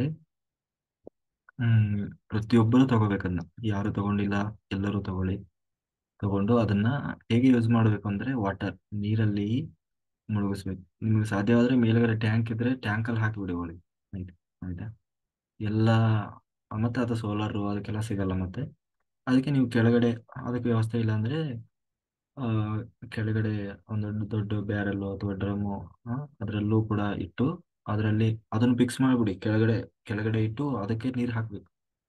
ಆ ನೀರು ಯಾವಾಗಲೂ ಫುಲ್ ಇರಬೇಕು, ಆಯ್ತಾ? ಆಮೇಲೆ ಆ ನೀರು ಎನರ್ಜೈಸ್ ಆಗ್ತಾ ಇರ್ತದೆ, ಆ ಶಕ್ತಿ ಸ್ಟೋರ್ ಆಗ್ತಾ ಇರ್ತದೆ ನಿರಂತರವಾಗಿ, ಆಯ್ತಾ? ಆ ನೀರನ್ನ ಕುಡಿಲಿಕ್ಕೆ ಇರ್ಬೋದು, ಸ್ನಾನ ಮಾಡ್ಲಿಕ್ಕೆ, ಊಟ ಮಾಡ್ಲಿಕ್ಕೆ, ಅಡಿಗೆ ಮಾಡ್ಲಿಕ್ಕೆ, ಮನೆಯಲ್ಲಿ ನೀವು ನೆಲ ಒರೆಸ್ತೀರಲ್ಲ ಆ ನೆಲ ಒರೆಸ್ಲಿಕ್ಕೆ, ಮನೆ ಮುಂದೆ ನಿಮಗೆ ಎಲ್ಲಾದ್ರೂ ನೆಗೆಟಿವ್ ಇದೆ, ಅಲ್ಲಿ ಯಾಕೋ ವಾತಾವರಣ ಸರಿ ಇಲ್ಲ ಅಂತ ಕಾಣಿಸಿದ್ರೆ ಅಲ್ಲೆಲ್ಲ ಹೋಗಿ ಆ ಏನು ಇದನ್ನ ಮಾಡಿ, ಆ ನೀರನ್ನ ಹಾಕಿ ಪ್ರೋಕ್ಷಣೆ ಮಾಡೋದು ಅಂತೀವಲ್ಲ, ಅವಾಗ ಒಂದು ಪಾಸಿಟಿವ್ ಎನರ್ಜಿ ಬರ್ತದೆ. ಅಥವಾ ತುಂಬಾ ನೆಗೆಟಿವ್ ಇರೋ ಪ್ಲೇಸ್ ಅಂತ ಕಾಣಿಸಿದ್ರೆ, ಅದು ನಿಮ್ದು ಎಲ್ಲ ಹೊಲ ಇರ್ಬೋದು, ಮನೆ ಇರ್ಬೋದು, ಕೊಟ್ಟಿಗೆ ಇರ್ಬೋದು, ಎಲ್ಲಾದ್ರೂ ಆಯ್ತು, ಅಲ್ಲಿ ಹೋಗಿ ಒಂದು ಪಿರಮಿಡ್ ಇಟ್ಕೊಂಡು ಧ್ಯಾನ ಮಾಡಿ ಒಂದು ಅರ್ಧ ಗಂಟೆ.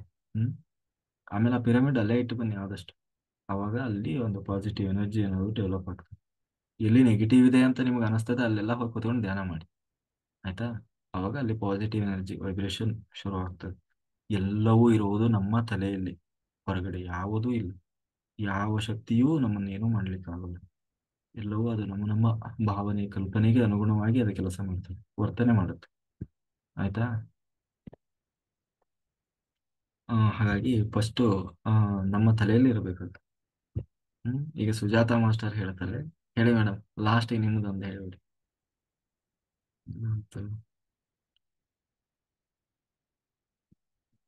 ಅನ್ಮ್ಯೂಟ್ ಆಗಿದೆಯಾ? ಹಾಗೆ ಪ್ರತಿಯೊಬ್ಬರೂ ಅದನ್ನ ಬಳಸಿ, ಪ್ರತಿಯೊಬ್ಬರೂ ಬಳಸ್ಬೇಕು. ಆರೋಗ್ಯ ಇಂಪ್ರೂವ್ಮೆಂಟ್ ಆಗ್ತದೆ. ನಮಸ್ತೆ ಶ್ರೀಕೃಷ್ಣ ಪರಮಾತ್ಮ ಅವರಿಗೆ. ನಮಸ್ತೆ. ನಾವು ನಾಳೆ ವಚನ ಹೇಳ್ತೀವಿ. ಯಾಕೆ ನಿದ್ದೆ ಬಂದಿದ್ದಾವ ನಿಮಗೆ? ಕಣ್ಮುಸ್ತಾ ಇದ್ದೀರಾ? ಅಗ್ಲಿಂದ ನೋಡ್ತಾ ಇದೀನಲ್ಲ ಸಿಸ್ಟಮ್ ಅನ್ನ, ಇದನ್ನು ಹಾಕೊಂಡಿದ್ದೀನಿ. ಕಣ್ಣು ಸಿಸ್ಟಮ್ ನೋಡ್ತಾ ಇರ್ತೀನಲ್ಲ ಹತ್ರದಿಂದ. ಹ್ಮ್ ಥ್ಯಾಂಕ್ ಯು ಹಂಗಾಗಿ sir. Thank you thank you ತುಂಬ ಹೃದಯದ ಕೃತಜ್ಞತೆಗಳು. Thank you. ತುಂಬಾ ಇವತ್ತು ಕಾಳಜಿ ವಹಿಸ್ತೀರಾ. ವಚನ ಇಲ್ಲ ಇವತ್ತು. ಇಲ್ಲ, ನಾಳೆ ಹೇಳ್ತೇನೆ. Okay madam, okay. ಎಷ್ಟನೇ ದಿವಸ ಆಯ್ತು? 24ನೇ ತಾರೀಕಿಗೆ ಒಂದ್ ಮಂಡಲ ಕಂಪ್ಲೀಟ್ ಆಗುತ್ತೆ ಸರ್. Very good. ನಾನು ಡೇಟ್ ಬರ್ದಿಟ್ಟಿದ್ದೇನೆ. ಇನ್ನು ಇನ್ನು 20 ಡೇಸ್ ಸರ್. ನಡೀತದೆ. ಓಕೆ. ನಡೀಲಿ ನಿಮ್ಮ ದಂಡಯಾತ್ರೆ ಯಶಸ್ವಿ ಆಗ್ಲಿ. Thank you sir. Okay master. ನೀವು ತಥಾಸ್ತು ಅಂದ್ರೆ ಇನ್ನೂ ಚೆನ್ನಾಗಿರುತ್ತೆ ಅನಿಸುತ್ತೆ. ಎಲ್ಲರಿಗೂ ನಾವು ತಥಾಸ್ತು, ನಮ್ಮ ತಥಾಸ್ತು ಎಲ್ಲರಿಗೂ ಇರ್ತದೆ.